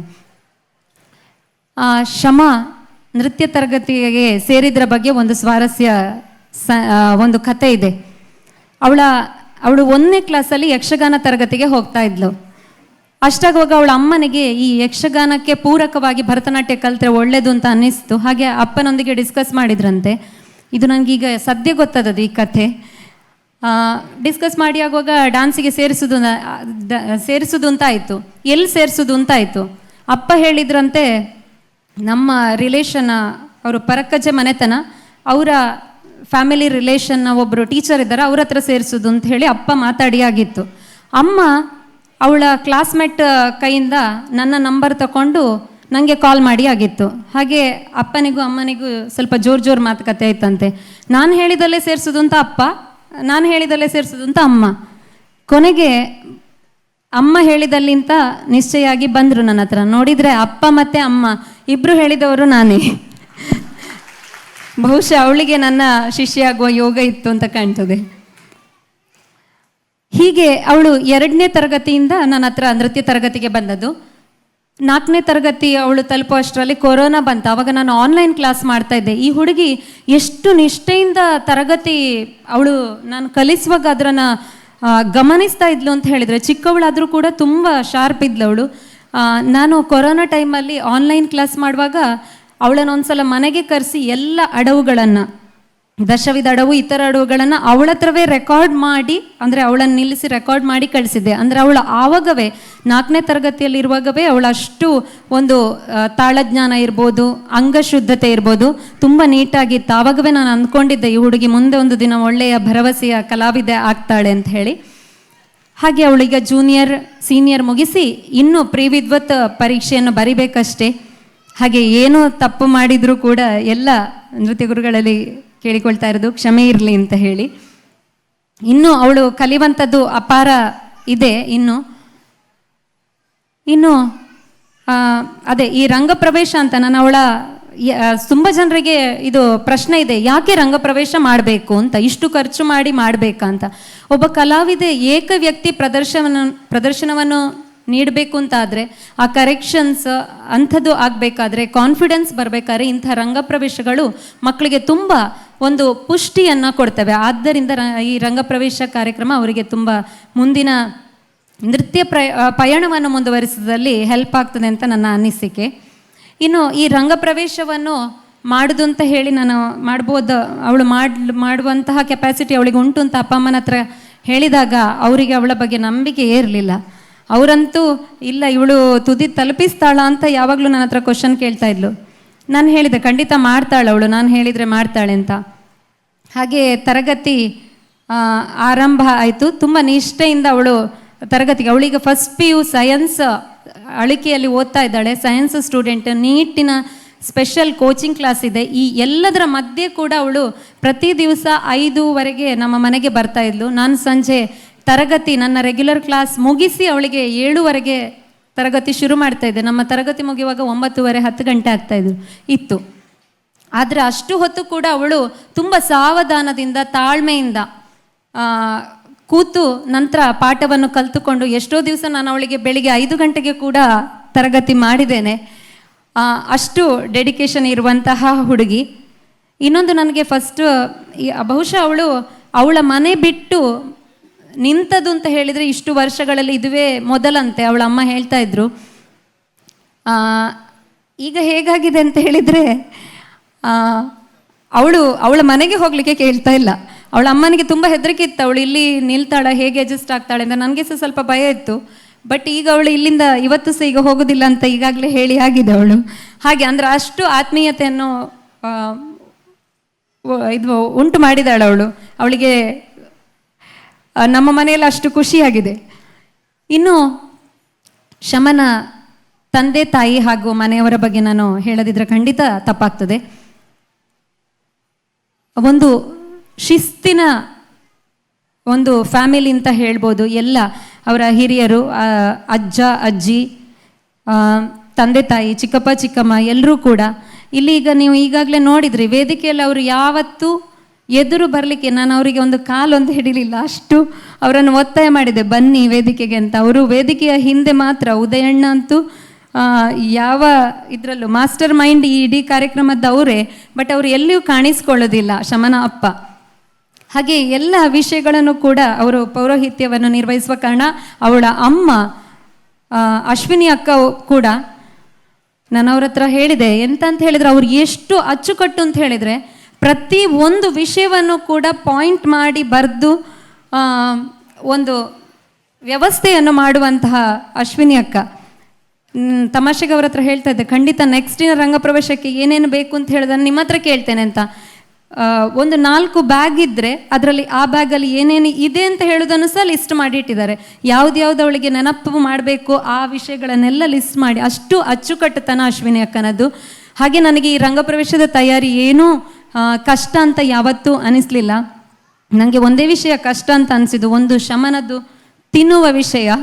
ತಿನ್ನಲಿಕ್ಕೆ ಅವಳು ತುಂಬ ಹಿಂದೆ, ಹಾಗೆ ಅದೊಂದು ಸ್ವಲ್ಪ ಯಾವಾಗಲೂ ಅವಳಿಗೆ ಒತ್ತಾಯ ಮಾಡಬೇಕು, ತಿನ್ನು ತಿನ್ನು ತಿನ್ನು ಅಂತ. ಅದೊಂದೇ ವಿಷಯ ನನಗೆ ಸ್ವಲ್ಪ ಕಷ್ಟ ಅಂತ ಅನಿಸಿದ್ದು. ಆದರೂ ಮತ್ತೆ ಒತ್ತಾಯ ಮಾಡಿ ತಿನ್ನಿಸಿದ್ರೆ ತಿಂತಾ ಇದ್ಲು. ಏನೇ ಇರಲಿ, ಇವತ್ತು ಎಲ್ಲರ ನಿರೀಕ್ಷೆಗೆ ತಕ್ಕಂತೆ ಅವಳು ಇಲ್ಲಿ ಎಲ್ಲ ಹಿರಿಯ ನೃತ್ಯ ಗುರುಗಳ ಎದುರು ಅವಳು ಇವತ್ತು ಈ ಕಾರ್ಯಕ್ರಮವನ್ನು ಮಾಡಿರುವಂಥದ್ದು ನನಗಂತೂ ತುಂಬ ಸಂತೋಷವನ್ನು ಕೊಟ್ಟಿದೆ. ಇಂದು ಇಲ್ಲಿ ಈ ವೇದಿಕೆಯಲ್ಲಿ ರಂಗಪ್ರವೇಶಗೈದಂತಹ ಶಮನಿಗೆ ಸದಾ ಭಗವಂತನ ಅನುಗ್ರಹ ಇರಲಿ ಅಂತ ಆಶಿಸ್ತಾ ನನ್ನೆರಡು ಮಾತುಗಳನ್ನು ಮುಗಿಸ್ತಾ ಇದ್ದೇನೆ. ನಮಸ್ಕಾರ. ಆಶೀರ್ವಾದದ ಮಾತುಗಳನ್ನು ಆಡಿದಂತಹ, ಬಹುಶಃ ಸಂತೃಪ್ತಿಯ ಭಾವದಿಂದ ಆಡಿದಂಥ ಮಾತುಗಳಿಗೆ ನಾವೆಲ್ಲರೂ ಕಿವಿಯಾಗಿದ್ದೇವೆ. ಇದೀಗ ಶಿಷ್ಯಗೆ ಗುರುಗಳಿಂದ ಬಹುಶಃ ಆಶೀರ್ವಾದ ಪೂರ್ವಕವಾದಂತಹ ಒಂದು ಕಾಣಿಕೆ. ಕುಮಾರಿ ಶಮಾ ಬಂದು ಆ ಕಾಣಿಕೆಯನ್ನು ಗುರುಗಳಿಂದ ಸ್ವೀಕರಿಸಬೇಕು. ನಟರಾಜ, ಸದಾ ನಿನ್ನ ಬದುಕಿಗೆ ಸನ್ಮಂಗಲವನ್ನು ಉಂಟು ಮಾಡಲಿ, ಗುರುವಿನ ಕೃಪೆ ಸದಾ ನಿನ್ನ ಮೇಲೆ ಇರಲಿ ಅನ್ನುವಂತಹ ಪ್ರೀತಿಯ ಮಾತುಗಳು ನಮ್ಮದು. ಕಲಾಶಾಲೆಯ ವಿದ್ಯಾರ್ಥಿಗಳು ಕೂಡ ಶಮನಿಗೆ ಒಂದು ಪ್ರೀತಿಯ ಕಾಣಿಕೆಯನ್ನು ನೀಡಬೇಕು ಅನ್ನುವಂತಹ ಬಯಕೆಯನ್ನು ವ್ಯಕ್ತಪಡಿಸಿದ್ದಾರೆ. ಇದೀಗ ಕಲಾಶಾಲೆಯ ವಿದ್ಯಾರ್ಥಿಗಳಿಂದ ಶಮನಿಗೆ ಒಂದು ಕಿರು ಕಾಣಿಕೆ.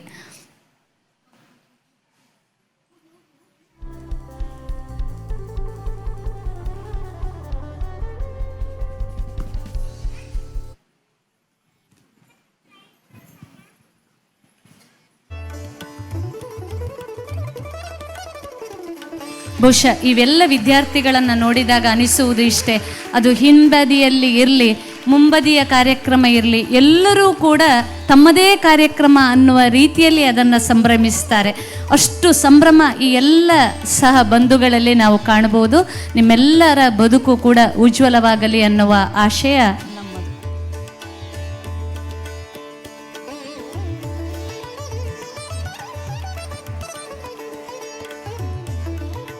ಸಭಾ ಕಾರ್ಯಕ್ರಮವನ್ನು ಮುಕ್ತಾಯಗೊಳಿಸುವ ಮೊದಲು ಕಾರ್ಯಕ್ರಮದಲ್ಲಿ ಸಹಕರಿಸಿದಂಥ ಎಲ್ಲರನ್ನ ಕೂಡ ಗೌರವದಿಂದ ನೆನಪಿಸಿಕೊಳ್ಳುತ್ತಾ ಮತ್ತೆ ಕಾರ್ಯಕ್ರಮ ಮುಂದುವರಿಯುತ್ತದೆ. ಶಮನ ಮತ್ತೆ ಕೆಲವೊಂದಿಷ್ಟು ನೃತ್ಯ ಪ್ರಕಾರಗಳು ಈ ವೇದಿಕೆಯಲ್ಲಿ ಪ್ರಸ್ತುತವಾಗಲಿಕ್ಕಿದೆ ಅಂತ ಹೇಳ್ತಾ, ಕಾರ್ಯಕ್ರಮದಲ್ಲಿ ನಮಗೆ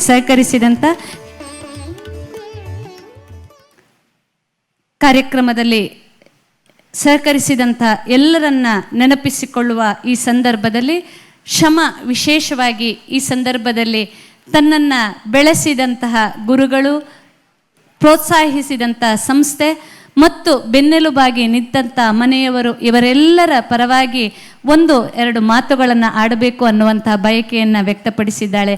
ಇದೀಗ ವೇದಿಕೆ ಶಮನಿಗಾಗಿ.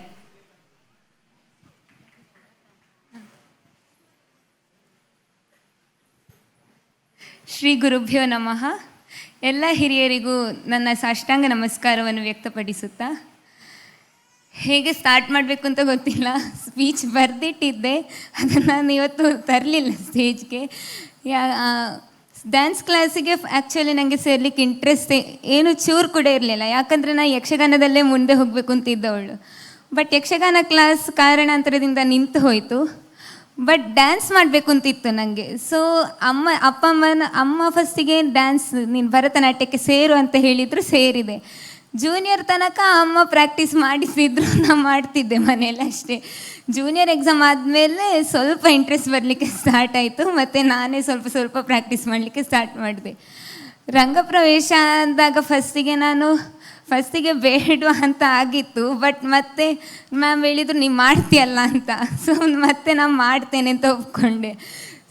ಏನೇ ಮಿಸ್ಟೇಕ್ ಆಗಿದ್ದರೆ ಕ್ಷಮೆ ಕೇಳ್ತಿದ್ದೇನೆ, ಯಾಕಂದರೆ ನಾನು ಇದೆಂತ ಪ್ರಾಕ್ಟೀಸ್ ನಾನು ಹಾಗೆ ಅಂತ ಮಾಡಲಿಲ್ಲ. 2-3 ಡೇಸಿಂದ ನನಗೆ ಸ್ವಲ್ಪ ಕಾಲೆಲ್ಲ ಇದಾಗದ ಕಾರಣ. ಡ್ಯಾನ್ಸ್ ಟೀಚರ್ ಬಗ್ಗೆ ಹೇಳ್ಬೇಕಿದ್ರೆ ಶಾಲಿನಿ ಮ್ಯಾಮ್ನ ಎಫರ್ಟ್ ತುಂಬ ಉಂಟು, ಯಾಕಂದರೆ ನಾನು ಫಸ್ಟಿಗೆ ಪ್ರಾಕ್ಟೀಸ್ ಮಾಡ್ತಿರ್ಲಿಲ್ಲ, ಏನು ಮಾಡ್ತಿರ್ಲಿಲ್ಲ. ಬಟ್ ಮತ್ತೆ ಮ್ಯಾಮ್ ಒಮ್ಮೆ 2 ಸಲ ಬೈದರು, ಮತ್ತೆ ನಾನು ಸರಿಯಾಗಿ ಪ್ರಾಕ್ಟೀಸ್ ಮಾಡಲಿಕ್ಕೆ ಸ್ಟಾರ್ಟ್ ಮಾಡಿದೆ. ಮ್ಯಾಮ್ ಬೈದದಂದ್ರೆ ಅದು 1-2 ಸಲ, ಅದಕ್ಕಿಂತ ಮುಂಚೆ ಬೈದದಂತೆ ನಂಗೆ ಗೊತ್ತೇ ಇಲ್ಲ ಮ್ಯಾಮ್ ಅದು. ಮ್ಯಾಮ್ನ ಮನೆಯಲ್ಲಿ ನಾನು ಫಸ್ಟಿಗೆ ಹಾಲ್ಟ್ ಆಗಲಿಕ್ಕೆ ನನಗೆ ಹಿಂಜರಿಕೆ ಆಗ್ತಿತ್ತು, ಯಾಕಂದರೆ ಮ್ಯಾಮ್ ಎಷ್ಟಾದರೂ ಡ್ಯಾನ್ಸ್ ಟೀಚರ್ ಅಲ್ವಾ ಅಂತ. ಬಟ್ ಈಗ ಹಾಲ್ಟ್ ಆಗಿ ನಾ ಕಾಲೇಜಿಂದ ಬಂದು ಈಗ ನನಗೆ ಮನೆಗೆ ಹೋಗ್ಲಿಕ್ಕೆ ಮನಸ್ಸು ಬರ್ತಿರ್ಲಿಲ್ಲ. ಈಗ ಇವತ್ತು ಸಹ ಹಾಗೆ ನಮ್ಮ ಅಮ್ಮ ಮನೆಗೆ ಕರ್ಕೊಂಡು ಹೋಗ್ತೇನೆ ನಿನ್ನಂತ ಹೇಳ್ತಿದ್ದಾರೆ, ಬಟ್ ನಾನು ಮ್ಯಾಮ್ ಮನೆಯಲ್ಲೇ ಇರ್ತೇನೆ ಅಂತ ಹೇಳ್ತಿದ್ದೇನೆ. ಮತ್ತು ಸರ್ ಬಗ್ಗೆ ಹೇಳ್ಬೇಕಿದ್ರೆ ಸರ್ ಸಹ ಹಾಗೆ ನನ್ನ ಸೆಕೆಂಡ್ ಅಪ್ಪ ಅಂತಾರೆ, ಅವರು ತುಂಬ ಪ್ರೀತಿ ಮಾಡ್ತಿದ್ರು. ಮ್ಯಾಮ್ ಕೂಡ ಅಷ್ಟೇ ಸೆಕೆಂಡ್ ಮಾಮ್, ಯಾಕಂದರೆ ಆ ಮನೇಲಿ ಅಮ್ಮ ತಿನ್ನು ಅಂತ ಹೇಳ್ತಾರೆ, ಇಲ್ಲಿ ಮ್ಯಾಮ್ ಹೇಳ್ತಾರೆ. ಸೊ 2 ಕಡೆ ನನ್ನನ್ನು ಸರಿ ತಿನ್ನಿಸ್ತಿದ್ರು, ಮನೆಗೆ ಹೋದ್ರು ಮ್ಯಾಮ್ನ ಮನೆಗೆ ಬಂದರು. ಹಾಗೆ ಮ್ಯಾಮ್ ತುಂಬ ಪ್ರೀತಿ ಮಾಡ್ತಿದ್ರು, ಯಾಕಂದ್ರೆ ಅವರ ಮಗಳ ಥರನೇ ನನ್ನನ್ನು ನೋಡ್ಕೊಳ್ತಿದ್ರು ಅಂತ ಹೇಳ್ಬೋದು. ಮತ್ತು ಅಪ್ಪ ಅಮ್ಮನ ಬಗ್ಗೆ, ಅಪ್ಪ ಅಮ್ಮ ಅಂತೂ ತುಂಬ ಡೆಡಿಕೇಟ್ ಮಾಡಿದ್ದಾರೆ ಈ ಪ್ರೋಗ್ರಾಮ್ಗೆ. ಅಪ್ಪ ನನ್ನ ಡ್ಯಾನ್ಸ್ ಪ್ರೋಗ್ರಾಮ್ಗೆ ಜಾಸ್ತಿ ಬರ್ತಾನೆ ಇರಲಿಲ್ಲ, ಯಾಕಂದರೆ ಅವರಿಗೆ ಬ್ಯುಸಿ ಶೆಡ್ಯೂಲ್ ಇರ್ತಿತ್ತು. ಸೊ ಜಸ್ಟ್ ಅಪ್ಪ ಅದೇ ದಿವಸ ಅಮ್ಮ ವಿಡಿಯೋ ಮಾಡಿದ್ದನ್ನು ಅದೇ ದಿವಸ ನೋಡ್ತಿದ್ರು, ಎಷ್ಟೇ ಎಕ್ಸಾಷನ್ ಇದ್ದು ಸಹ. ಸೊ ಅಪ್ಪ ತುಂಬ ಇದು ಮಾಡಿದ್ದಾರೆ, ಡೆಡಿಕೇಶನ್ ಅಪ್ಪಂದು ತುಂಬ ಉಂಟು. ಈವನ್ ಅಮ್ಮ ಕೂಡ ಅಷ್ಟೇ, ಅಮ್ಮ ನನ್ನ ಡ್ಯಾನ್ಸ್ ಕ್ಲಾಸಿಂದ ಎಷ್ಟು ಲೇಟ್ ನೈಟ್ ಆದರೂ ಪಿಕಪ್ ಮಾಡ್ತಿದ್ರು ಸ್ಟಾರ್ಟಿಂಗ್ಗೆ, ಮತ್ತೆ ನಮ್ಮ ಮ್ಯಾಮ್ನ ಮನೇಲಿ ಹಾಲ್ಟ್ ಮಾಡಲಿಕ್ಕೆ ಸ್ಟಾರ್ಟ್ ಮಾಡಿದ್ದು.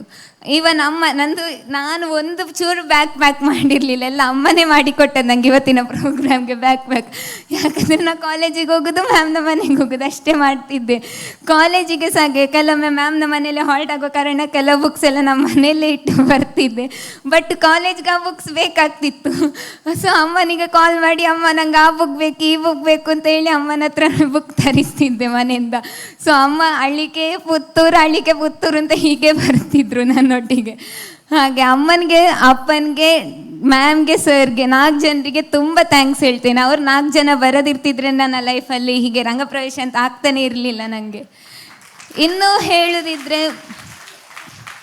ಹೇಳೋದಿದ್ರೆ school teachers, principal, college principal ಆಗಿರಲಿ, ಕಾಲೇಜ್ ಟೀಚರ್ಸ್ ಆಗಿರಲಿ, ಅವ್ರು ಯಾವತ್ತೂ ನನ್ನನ್ನು ಡಿಸ್ಕರೇಜ್ ಮಾಡಿದಂತಿಲ್ಲ, ಯಾವತ್ತೂ ನನ್ನ ಕಲ್ಚರಲ್ ಆ್ಯಕ್ಟಿವಿಟೀಸ್ಗೆ ಎನ್ಕರೇಜ್ ಮಾಡಿದರು. ಸ್ಟಡೀಸ್ ಜೊತೆ ಅದನ್ನು ಕಂಟಿನ್ಯೂ ಮಾಡು ಅಂತ ಹೇಳಿದವರೇ ಜಾಸ್ತಿ, ನನಗೆ ಎಲ್ಲರೂ ಹೇಳಿದರು.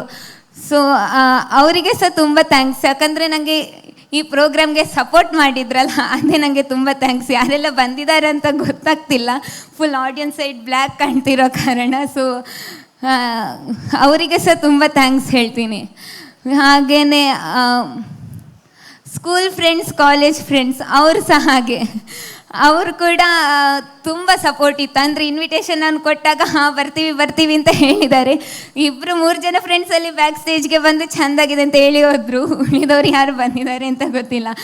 ಅವರಿಗೆ ಸಹ ತುಂಬ ಥ್ಯಾಂಕ್ಸ್, ಯಾಕಂದರೆ ಅವರು ಕೂಡ ನನ್ನ ಡ್ಯಾನ್ಸ್ಗೆ ಸಪೋರ್ಟ್ ಮಾಡಿದರು.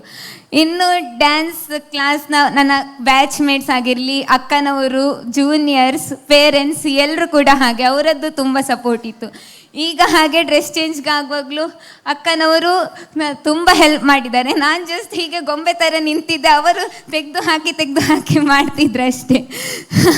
ಸೊ ಎಲ್ಲ ಅವರದ್ದೇ ಎಫರ್ಟ್ ಇದ್ದದ್ದು. ಈಗ ಡ್ರೆಸ್ ಹಾಕೋದಾಗಿರಲಿ, ಚೇಂಜ್ ಮಾಡೋದಾಗಿರಲಿ, ಎಲ್ಲದಕ್ಕೆ ಸಹ. ಸೊ ಅವರಿಗೆ ಸಹ ತುಂಬ ಥ್ಯಾಂಕ್ಸ್, ಯಾಕಂದರೆ ಅವರಿಲ್ಲದಿರ್ತಿದ್ರೆ ನಂದಿಗೆ ಇಷ್ಟು ಪಕ್ಕ ಚೇಂಜ್ ಆಗ್ತಿರ್ಲಿಲ್ಲ ಡ್ರೆಸ್. ಇನ್ನು ರಾಜೇಶ್ ಸರ್ ಮೇಕಪ್ಗೆ, ಅವರು ಸಹ ಹಾಗೆ ಚಂದ ಮೇಕಪ್ ಮಾಡಿದ್ರು. ಅಂದರೆ ನಾನು ಅಂದ್ಕೊಂಡಿರಲಿಲ್ಲ ಇಷ್ಟು ಚಂದ ಆಗ್ತದೆ ನನ್ನ ಮುಖ ಅಂತ. ಅವರು ಸಹ ಹಾಗೆ ಪ್ರತಿ ಡ್ಯಾನ್ಸ್ ಆಗಿ ಟಚಪ್ ಮಾಡುವ, ಅರ್ಜೆಂಟ್ ಮಾಡ್ತಿರ್ಲಿಲ್ಲ, ಬಟ್ ಟಚಪ್ ಮಾಡಿ ನನ್ನನ್ನು ಕಳಿಸ್ತಿದ್ರು. ಸೊ ಅವರಿಗೆ ಸಹ ತುಂಬ ಥ್ಯಾಂಕ್ಸ್ ಹೇಳ್ತೀನಿ. ಮತ್ತು ಇಲ್ಲಿ ನನ್ನ ನಿರೀಕ್ಷೆಗಿಂತ ತುಂಬ ಜಾಸ್ತಿ ಜನ ಬಂದಿದ್ದಾರೆ. ಸೊ ಎಲ್ರಿಗೂ your presence made my day, thank you so much ಅಂತ ಹೇಳ್ತೀನಿ ನಿಮ್ಮೆಲ್ರಿಗೂ.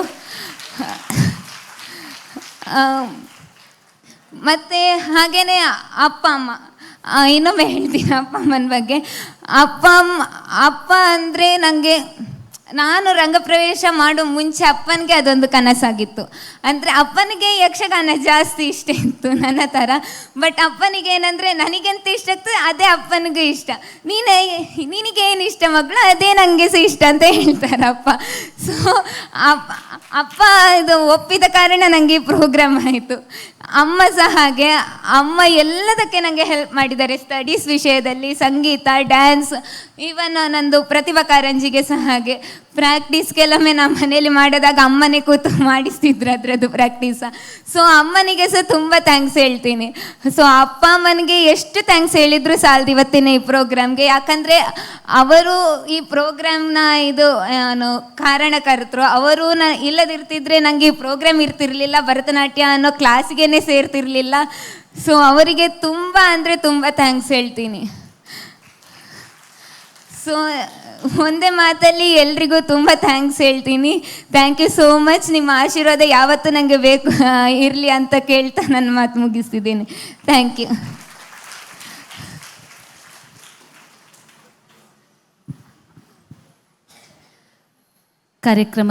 ಸಭಾ ಕಾರ್ಯಕ್ರಮದ ಕೊನೆಯ ಅಂಗವಾಗಿ ಇದೀಗ ಸಹಕರಿಸಿದಂಥ ಎಲ್ಲರನ್ನೂ ಗೌರವದಿಂದ ಸ್ಮರಿಸುವಂಥ ಈ ಕ್ಷಣ ಪರಕ್ಕಜೆ ಮನೆಯವರ ಪರವಾಗಿ ಹಾಗೂ ನೃತ್ಯೋಪಾಸನ ಕಲಾ ಅಕಾಡೆಮಿಯ ಪರವಾಗಿ ಗೌರವವನ್ನು ಸ್ವೀಕರಿಸಬೇಕು ಅಂತ ಹಿಮ್ಮೇಳದಲ್ಲಿ ಸಹಕರಿಸಿದಂಥ ಎಲ್ಲ ಕಲಾವಿದರನ್ನು ಕೇಳಿಕೊಳ್ತಾ ಇದ್ದೇವೆ.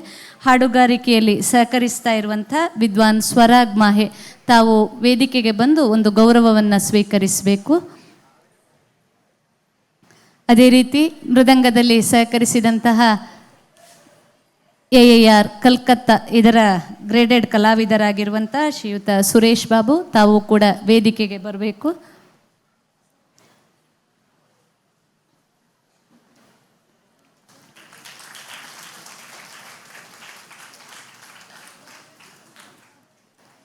ವಯಲಿನಲ್ಲಿ ಸಹಕರಿಸ್ತಾ ಇರುವಂತಹ ವಿದ್ವಾನ್ ಶ್ರೀ ಗಣರಾಜ್ ಕಾರ್ಲೆ,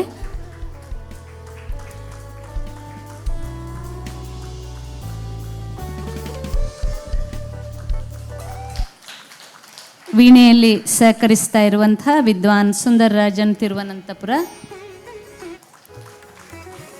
ಹಾಗೆಯೇ ಪ್ರಸಾದನದಲ್ಲಿ ಶಮನೆ ಹೇಳಿದ ಹಾಗೆ ಅತ್ಯಂತ ಚೆನ್ನಾಗಿ ನನ್ನನ್ನು ಈ ಪ್ರದರ್ಶನಕ್ಕೆ ತಯಾರು ಮಾಡಿದಂತಹ ಪ್ರಸಾದ